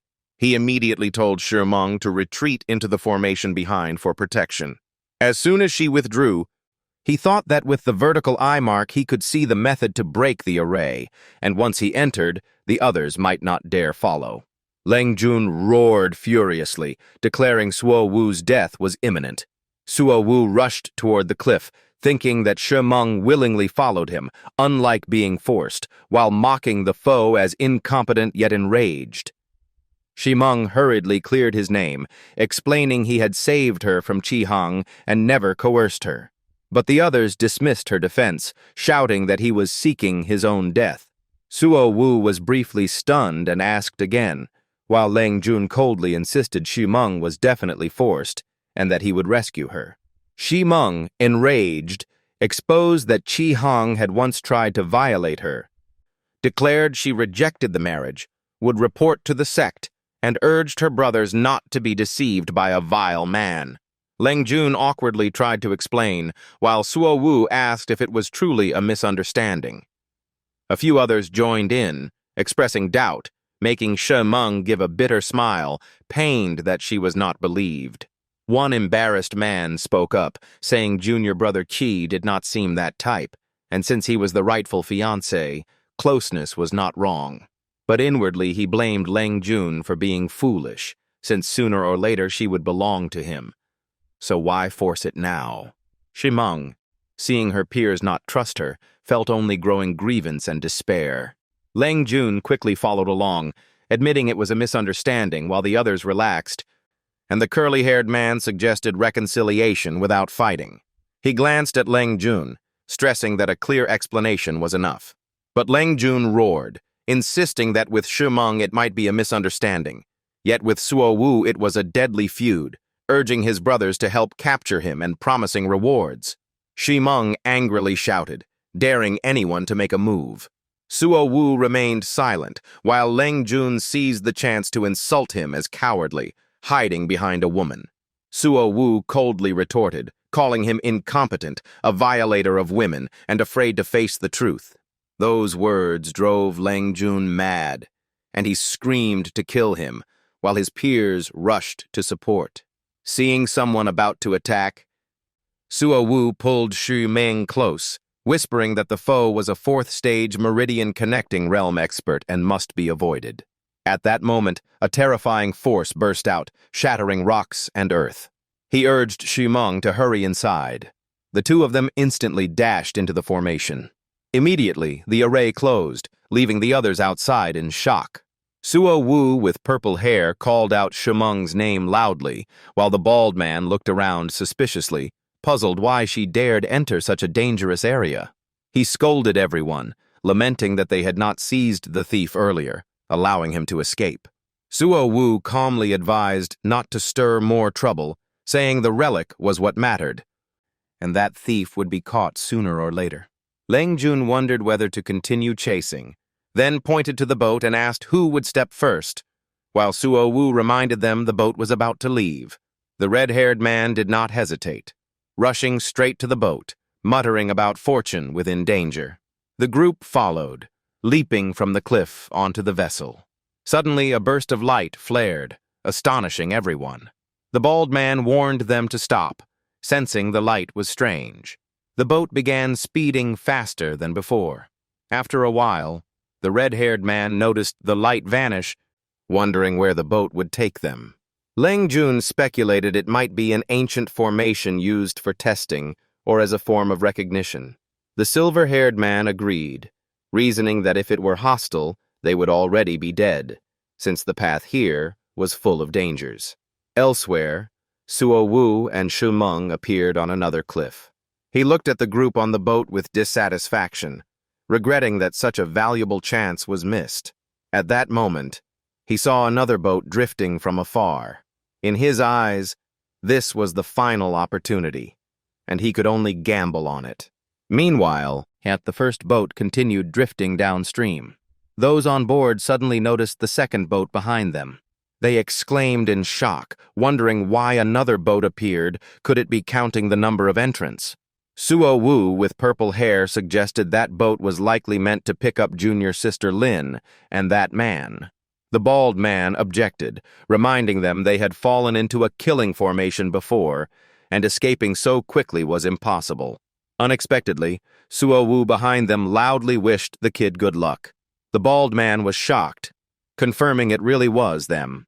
Leng Jun cursed furiously, swearing vengeance, then vented his anger by viciously insulting Ximang. Ximang asked Suo Wu if their boat would chase the others, but he calmly replied that once reaching the opposite shore, everyone would be busy seizing opportunities, not minding them.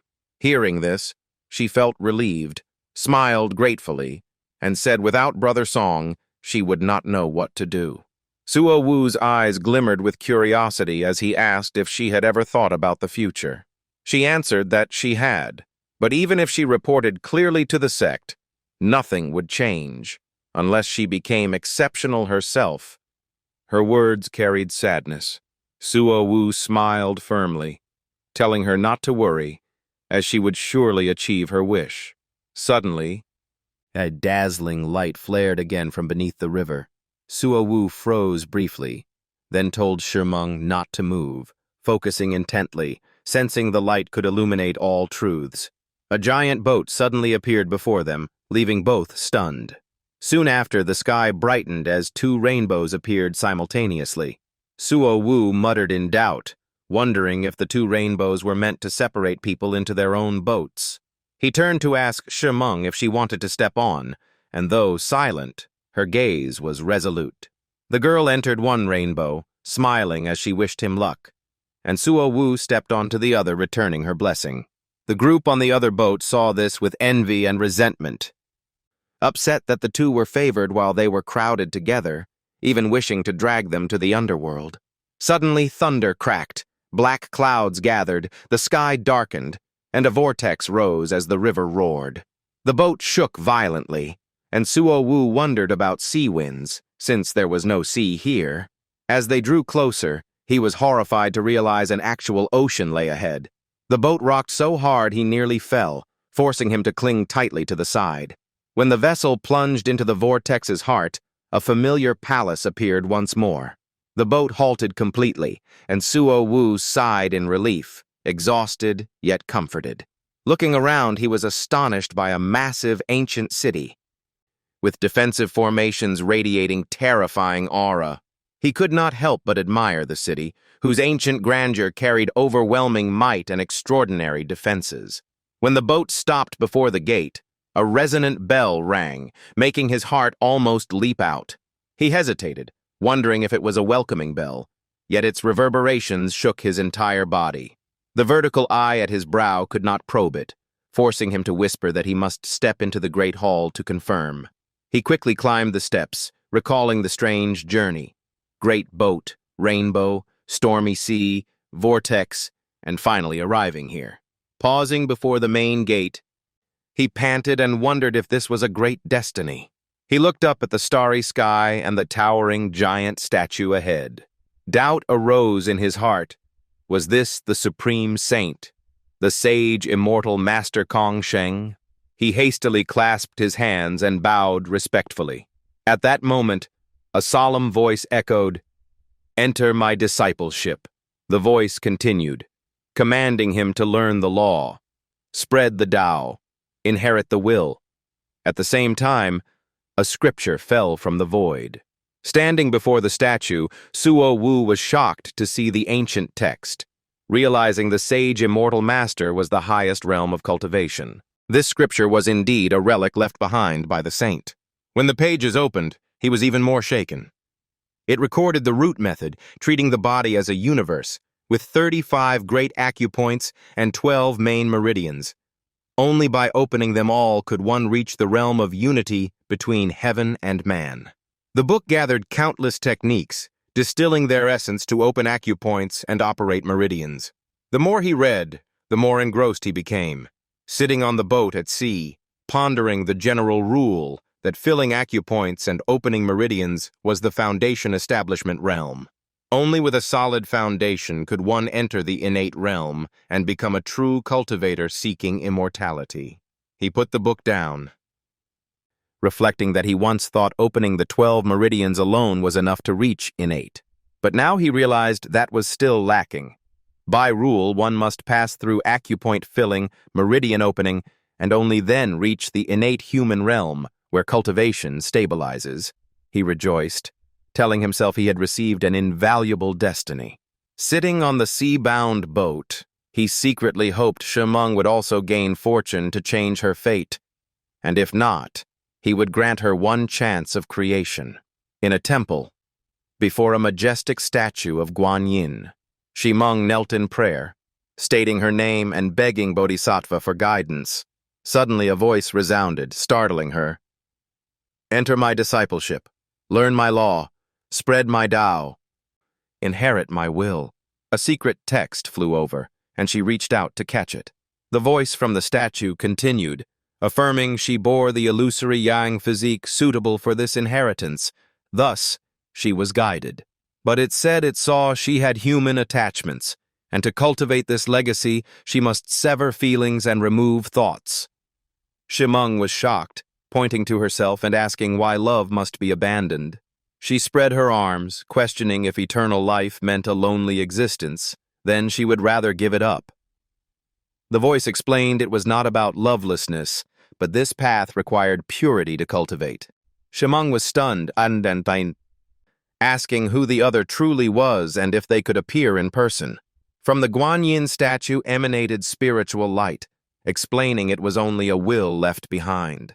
She was shocked, thinking if the will had lasted 1,000 years, the true body must have reached an unfathomable realm, while the will urged her to decide quickly.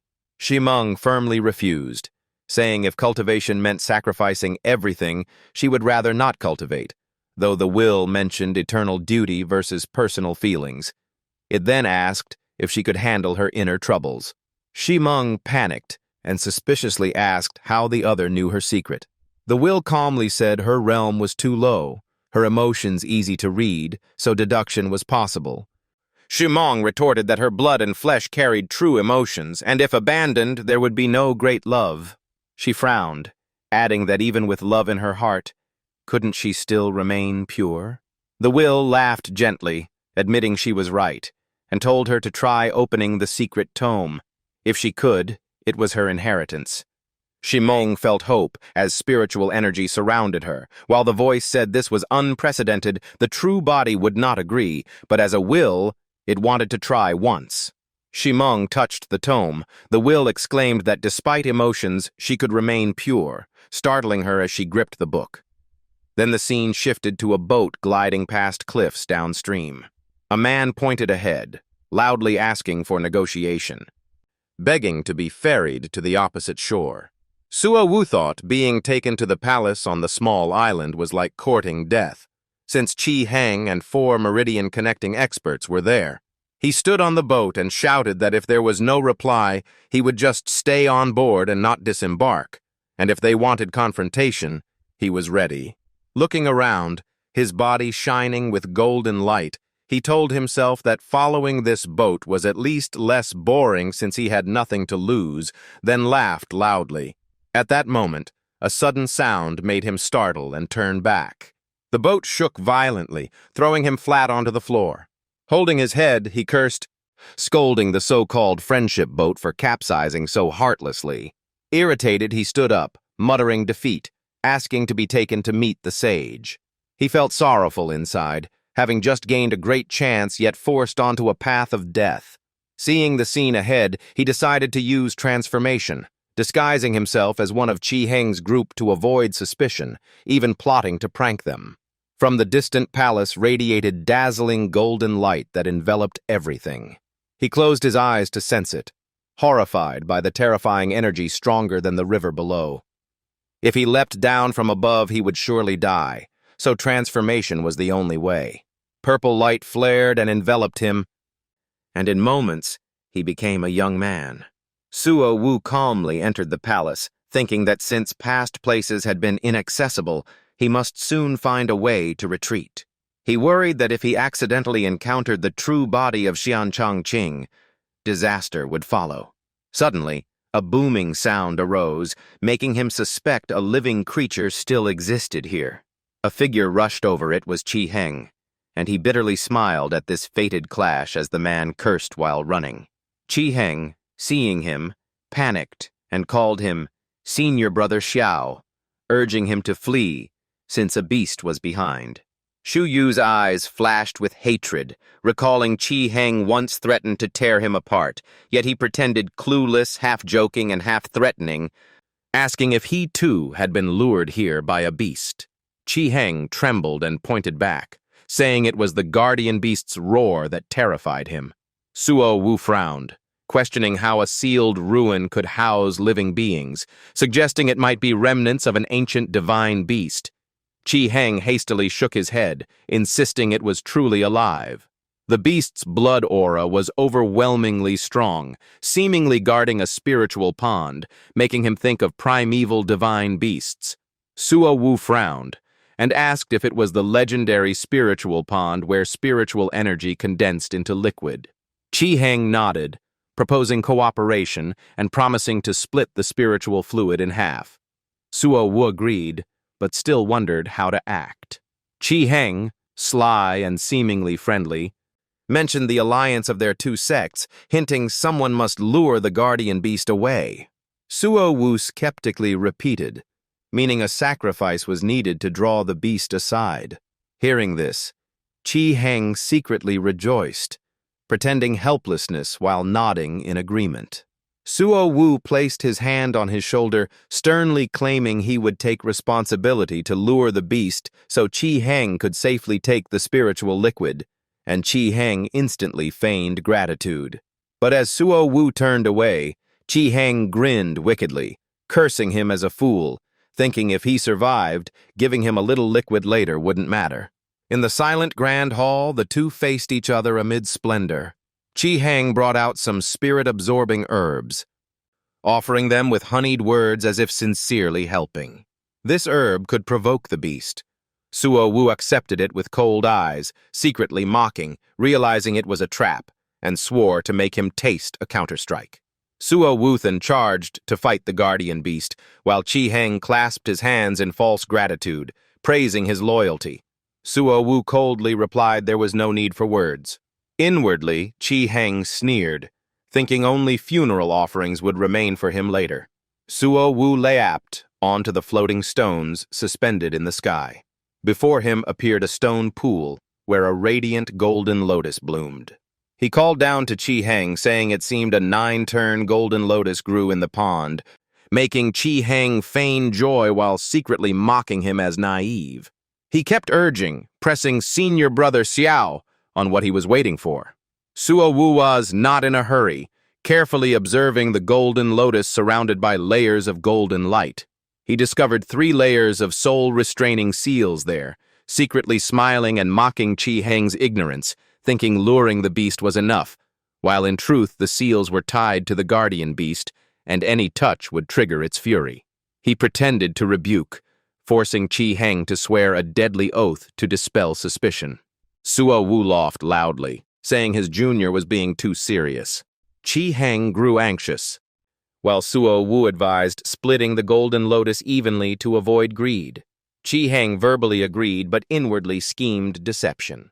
Suo Wu noticed the other's impatience, knowing if he acted first the guardian beast would be triggered. As he stepped forward, a roar and golden light burst from the stone.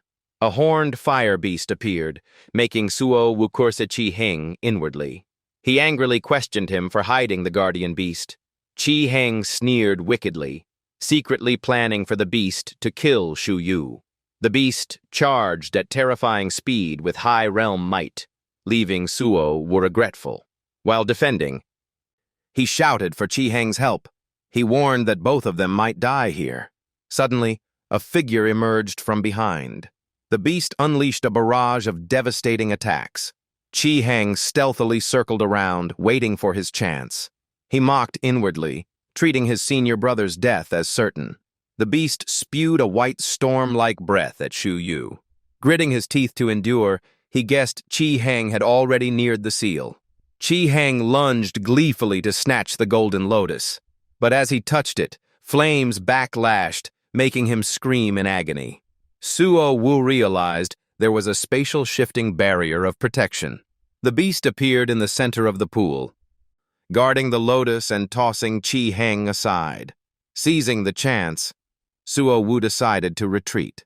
He hid under the lotus leaves, trusting the ancient aura to conceal him. When the beast left, he climbed onto the stone and began absorbing the golden lotus. He circulated his cultivation method, absorbing spiritual energy swirling around him. His body transformed, preparing to break through a rare realm. With arms wide, he drew in energy, eyes resolute and craving power. Fierce winds rose across the pool, water surging as thunder coiled around his body. He roared, landing on the golden lotus, and instantly broke through to the 10th stage realm. The Shitian heart method operated, tripling its former effect. Gazing at his hand, he laughed arrogantly. Knowing, though not yet at Meridian connecting, he could fight mid-stage experts as an equal. He laughed at himself, realizing his body could no longer endure further cultivation within the pool. In moments, his meridians were fully opened, reaching the great perfection of meridian filling. Peerless, yet mindful to stop. His disguise shifted as he took the 9-turn golden lotus, eyes gleaming with pride, using heavenly eye to spot flaws in the seals beneath. Looking at Tian Hung unconscious, he only shook his head, lamenting the tragic fate. He stomped and mocked, treating it as punishment for daring to touch Lin Ximang. He searched Tian Hung and took a ring. The ring glowed brightly, containing a whole treasury of treasures inside. He marveled that this trip had yielded far too much. Turning away, he coldly muttered that all grudges should fall on Xiao Changqing. Suddenly, Xiao Changqing appeared on the rock, injured and annoyed from the palace's killing formation. Seeing Tian Hung collapsed, he panicked and shouted to ask why. From above, Suo Wu quietly watched, scheming to seize the advantage. Fellow disciples rushed over, cheering at Xiao Changqing's arrival. They leapt onto the rocks, astonished to find a spiritual treasure. One worriedly asked, and Xiao Changqing coldly replied he had just escaped disaster to arrive here. They hurried to wake Tian Hung, worried his wounds might have crippled his manhood. Xiao Changqing pondered, suspecting that Brat was behind it, fearing Lin Ximang would be implicated. Suddenly, Tian Hung opened his eyes, making one disciple shout with joy. He clutched his wound, screaming in agony. Then he rolled on the ground, groaning, making Xiao Changqing quickly ask who the culprit was so he could avenge him. Tian Hung gritted his teeth, eyes full of hatred, pointing straight at Xiao Changqing. He shouted accusations, shocking everyone, and swore the man must be killed. A disciple in white quickly urged restraint, but Tian Hung, trembling, still screamed denial of a misunderstanding. He boasted he only survived thanks to his master's jade token, otherwise Changqing would have silenced him. Xiao Changqing grew furious, questioning if his junior wanted to spark war between the two sects. Before finishing, he noticed something wrong. He realized a hidden figure was scheming to sow discord. From above, Suo Wu sneered, praising his own successful plan. The white-robed man nodded agreement with Xiao Changqing, urging calm. Junior brother Liu also raised suspicions, pointing out strange traces around the spiritual pond. He then pointed at Xiao Changqing, fanning the flames of doubt. They grabbed Changqing's robes, quarreling as Suo Wu mocked them for being so easily fooled. Suddenly, a buzz-cut youth charged in, accusing Changqing of stealing the golden lotus. He lunged to seize Suo Wu, threatening to kill if he did not hand it over. The buzz-cut man shouted to split the lotus in half, promising to help silence witnesses. From afar, two other figures quietly observed. One curly-haired man asked if they should intervene, but his companion advised waiting for mutual slaughter to reap benefits. Even gravely injured, Cheng felt glee seeing his sect brothers turn against each other for profit. Weak as he was, his only option was to plan breaking the seals and releasing Zhang to throw everything into chaos. While calculating, Suo Wu had to fiercely battle with Dao Chua, the one who once kidnapped Lin Ximang. Dao Chua screamed madly, declaring that if Chang Qing didn't share, killing him was meaningless. He rushed at Suo Wu with a brutal strike. Suo Wu dodged while shouting, scolding them as stubborn fools. Suddenly, a bite sank into his shoulder, making him scream in pain. Dao Chua roared, revealing that killing the black shadows would make them endlessly multiply to surround Suo Wu. He gritted his teeth and roared back, saying if there was no reconciliation, he would kill them all. Suo Wu erupted with magical power, a dazzling light sweeping away both the black shadows and Dao Chua. Tian Hung was briefly horrified, shocked by the terrifying power of his talisman. One black shadow was blasted into a cliff, scattering rocks everywhere. Dao Chua panicked, channeled power into his legs, and caused a violent explosion. He instantly appeared behind Suo Wu, roaring that he still had many deadly moves. The sudden strike urged Tian Hung, realizing he could wait no longer and had to release John immediately. High above, a hidden figure watched, thinking to let them tear each other apart. Suddenly, Tian Hung charged in, shouting loudly, forcing into the battle. Swirling golden light wrapped around his arm. The two fighters instantly stopped and turned back in shock. A giant furred beast in the shape of a fierce fox appeared, its eyes glowing red. Someone shouted in alarm, surprised that a living creature existed in the ruins. It swung its palm, blasting everyone far away. Roaring, it spotted a figure hiding in the treetop. Suo Wu, disguised as middle-aged, cursed through gritted teeth, blaming Tian Hung for releasing John. He barely blocked an attack rushing toward the tree's root. The beast immediately locked on to the golden lotus aura on him beyond Tian Hung's expectations. He regretted, realizing John was undying, and he had no power to resist now. Running, he screamed and begged for mercy. He pleaded further, asking for a way to survive for future negotiation. Even fleeing desperately, he couldn't escape the beast's claws. Cornered against the wall of a ruined house, he blamed his own greed for leading to danger. The fierce beast advanced, eyes glowing, while he argued that spiritual treasures were meant for humans to use. He shouted that its master was dead, so why cling to the treasure? It slashed down, and he raised his hand to block, forcing it to relent. But it ignored him, pressing down harder, though luckily he wasn't crushed yet. Enraged, he exploded with a counterattack. Releasing all his spiritual power, he charged straight at the beast, defying its higher realm. He roared, using his mortal body at the 10th stage to fight equally against a divine beast. The monster clutched its face in pain while his hand burned fiercely. Though crying in pain, a look of satisfaction appeared on his face.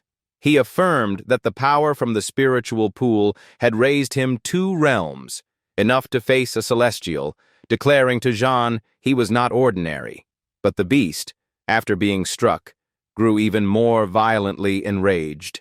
It launched a fierce counterattack, shocking Suo Wu. He clearly felt the killing intent. Death looming near. A devastating blow descended, enough to shatter him completely. Quick-witted, Suo Wu slid down the cliff, using the last of his spiritual power to endure, hoping the boat would come since John dared not cross the forbidden net. The beast still chased madly right behind. Seeing the cliff's edge close, he shouted with joy, but it instantly lunged, claws slashing down. He leapt over the cliff edge, yelling farewell to Jean. While running, he told himself everything was fate. He was the destined inheritor.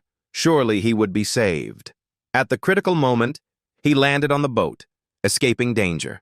The beast could only roar helplessly, watching him leave. At the hospital, through the phone, Ximang said that Zhu Xiao's group returned miserably injured after being hunted by John. Suo Wu asked about her, and Ximang happily bragged she had won big, regretting that the divine maiden sutra could only be cultivated by women. teasing him to change gender and be her sister. He hurriedly denied while she laughed joyfully, saying all her fortune was thanks to Song Hong saving her many times. Suo Wu smiled inwardly, secretly admitting Song Hong was himself. Ximang continued, saying Tian Hung had been crippled, even made a eunuch, and everyone blamed Xiao Changqing, but she didn't care since he deserved it. Suo Wu asked if she had escaped this marriage yet. Ximang replied that though she had a chance to refuse, to hide the truth, Xiao still forced her, and Tian Hung wouldn't let go either. But she assured she could handle it, then asked about his situation in Longcheng. He gave a faint smile, saying he lived aimlessly, though inwardly he thought of Tian Hung's ring, admiring its craftsmanship. Ximang teased him, making him lock himself in the hospital room, burying himself in games daily. She advised Suo Wu to live seriously, not wanting an age gap to separate them. When receiving the inheritance, they forced her to abandon love, but she refused. Suo Wu, moved, asked Ximang to confirm their love and wished to be together. Ximang hesitated, worried he would face pressure, pursuit, and judgmental gazes. Suo Wu firmly accepted all hardship, only asking if she could accept him as a useless man. Ximang gently assured she didn't mind, promised to help him, even vowing to stay with him for life. Suo Wu, choked with emotion, thanked her, revealing he still had a chance thanks to a secret realm in Longcheng. Ximang suddenly wanted to go with him, but Suo Wu stopped her, telling her to focus on cultivation and trust him. Ximang blushed, expressing faith and promising to wait while he comforted her not to shed tears. Suddenly a noise sounded. An enemy appeared, roaring a challenge at Suo Wu. Suo Wu immediately cut off contact with Ximang.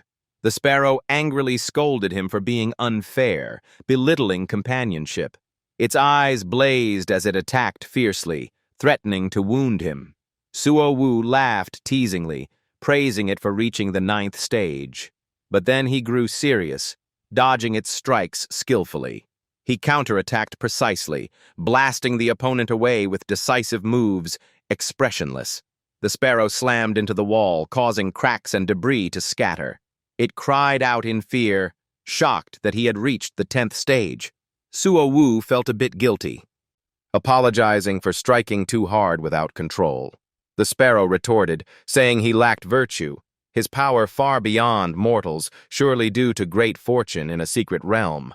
Suo Wu grinned slyly, teasing it back, saying it had vanished but now progressed remarkably. The sparrow was startled, denying mundane flirting, claiming only divine birds suited it, then declaring it would join the Xiandong Lake expedition. Suo Wu smiled confidently, saying he would disguise himself with another appearance. The sparrow agreed, gleefully praising the clever plan, also mentioning something about Song Hong. It trembled inwardly, sensing danger arriving sooner than expected. The sparrow hurriedly left, promising to return for the Xiandong Lake journey, leaving Suo Wu confused for not hearing about its cultivation. He rushed to the window to look, puzzled by its haste, worried it might cause chaos in the hospital.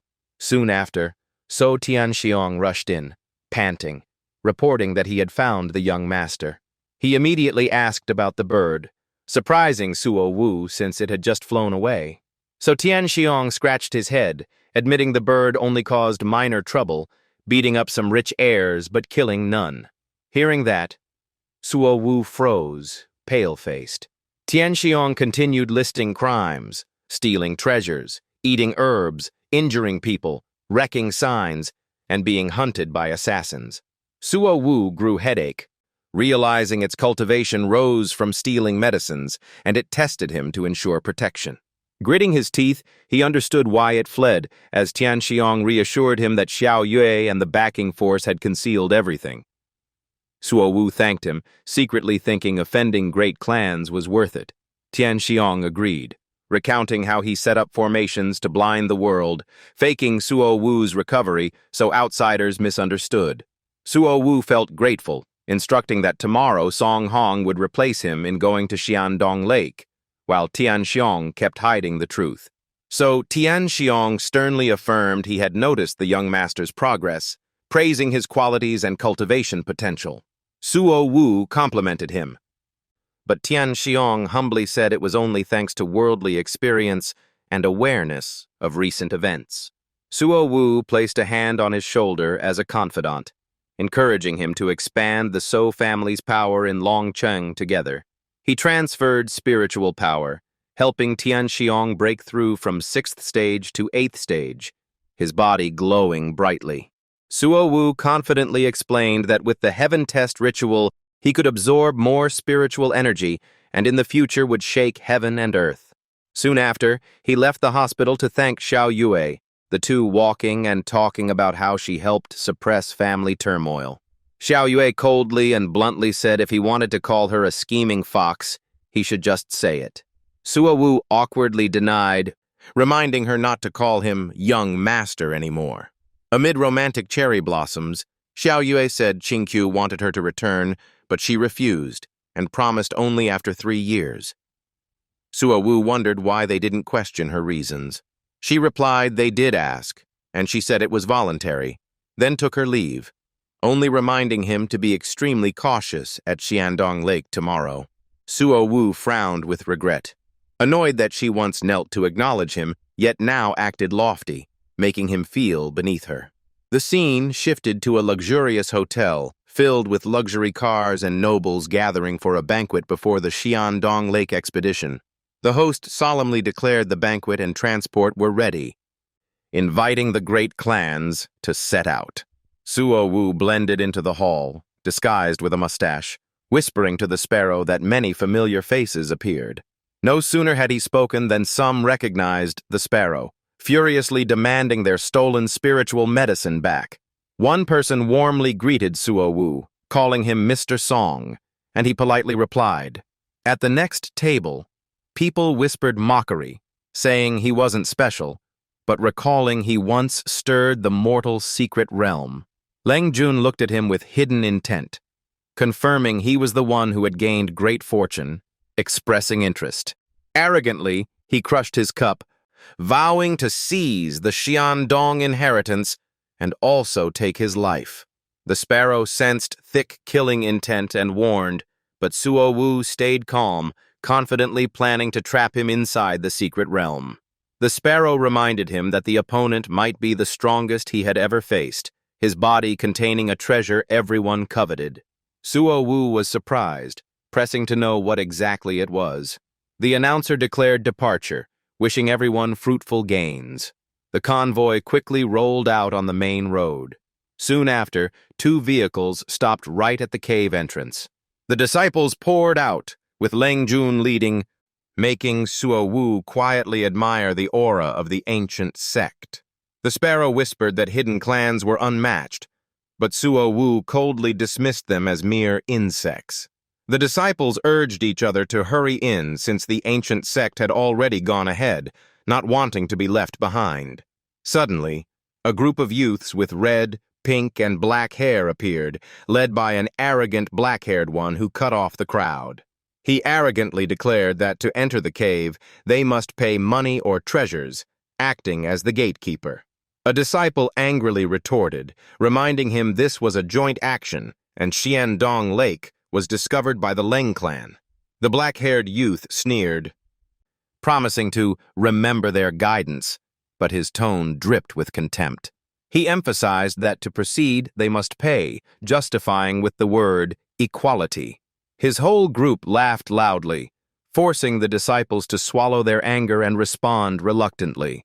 At last, both sides prepared to enter the cave. Suo Wu and the sparrow watched the chaos. The bird wanted to act, but he calmly advised patience, blaming it for being a troublesome tag-along. The sparrow reacted furiously, accusing him of belittling its value, but Suo Wu coldly reminded it of the trouble it had caused. The sparrow was speechless, forcing itself to argue it would prove its worth. On the other side, disciples continued arguing with the black-haired youth, warning him about Leng family's young master Wudong. The black-haired one instantly grew enraged, saying he hated most when others threatened him with ancient sect disciples. He struck with a powerful palm, slamming his opponent against the cliff wall. The crowd was shocked, realizing the terrifying strength of a martial artist at the peak of acupoint realm. Suo Wu quietly assessed that this opponent had strength of the second stage Meridian realm, enough to block many. At that moment, Fan Jian placed a hand on his shoulder, smiling and asking if he represented the Suo family in the expedition. He confirmed. Fan Jian chatted amicably, saying risking for treasures was for oneself and not worth selling one's life for others. Suo Wu frowned cautiously, so he introduced himself as Fan Jian and asked his name. He answered with the alias Song Hong. Fan Jian seemed delighted, proposing cooperation in the secret realm since his cultivation was still low, while Suo Wu stayed wary, agreeing to discuss inside. At that time, the black-haired youth's group continued blatantly collecting fees from disciples. Fan Jian lowered his voice, warning that even after paying, they might kill to silence witnesses. He revealed he had a protective artifact and would go first to distract them, telling Suo Wu to wait a minute before following. Suo Wu was surprised, doubting his motives for helping. Fan Jian explained clearly that because he had a grudge against Tian Hung, anyone who made him suffer was his friend. Hearing this, Suo Wu nodded in agreement. He added that Tian Hung was cunning, having robbed him many times. Now hearing the rival had been crippled, he felt extremely satisfied. He warned Suo Wu to stay alert in the secret realm, as his fame had drawn ancient sect disciples wanting his head. Suo Wu nodded in thanks. Fan Jian left first, telling him to enter 1 minute later, and Suo Wu agreed. In the cave, Suo Wu stayed calm, intent on killing, while he only wished to gather fortune to resist the two great sects. He glanced around the stone walls, thinking many lives would be lost in this battle. At that time, Fan Jian stood in the cave, peering around and muttering, wondering why 3 minutes had passed with no sign. Surrounded by unconscious peers, he scratched his head in doubt, thinking maybe Suo Wu still did not fully trust him. A red-haired youth carrying a long sword on his shoulder approached and questioned Fan Jian about the lack of mistakes. A black-haired young man interrupted, saying Tian Hung was not the type to trust others easily. Fan Jian stroked his chin, concluding that was indeed the schemer Tian Hung, whose few words already revealed cunning. He decided they should move ahead, since other ancient sect disciples had gone far while they lagged behind. Suddenly, Suo Wu appeared from behind, charging like a lightning strike. Fan Jian silently turned away, while the sharp, black-haired man immediately looked back. He swung his sword at Suo Wu and shouted a warning, urging retreat from the danger. Like a storm sweeping through, Suo Wu felled the whole group, blood splattering everywhere. As he calmly advanced, a proud sparrow blocked his path and shouted that this was a robbery.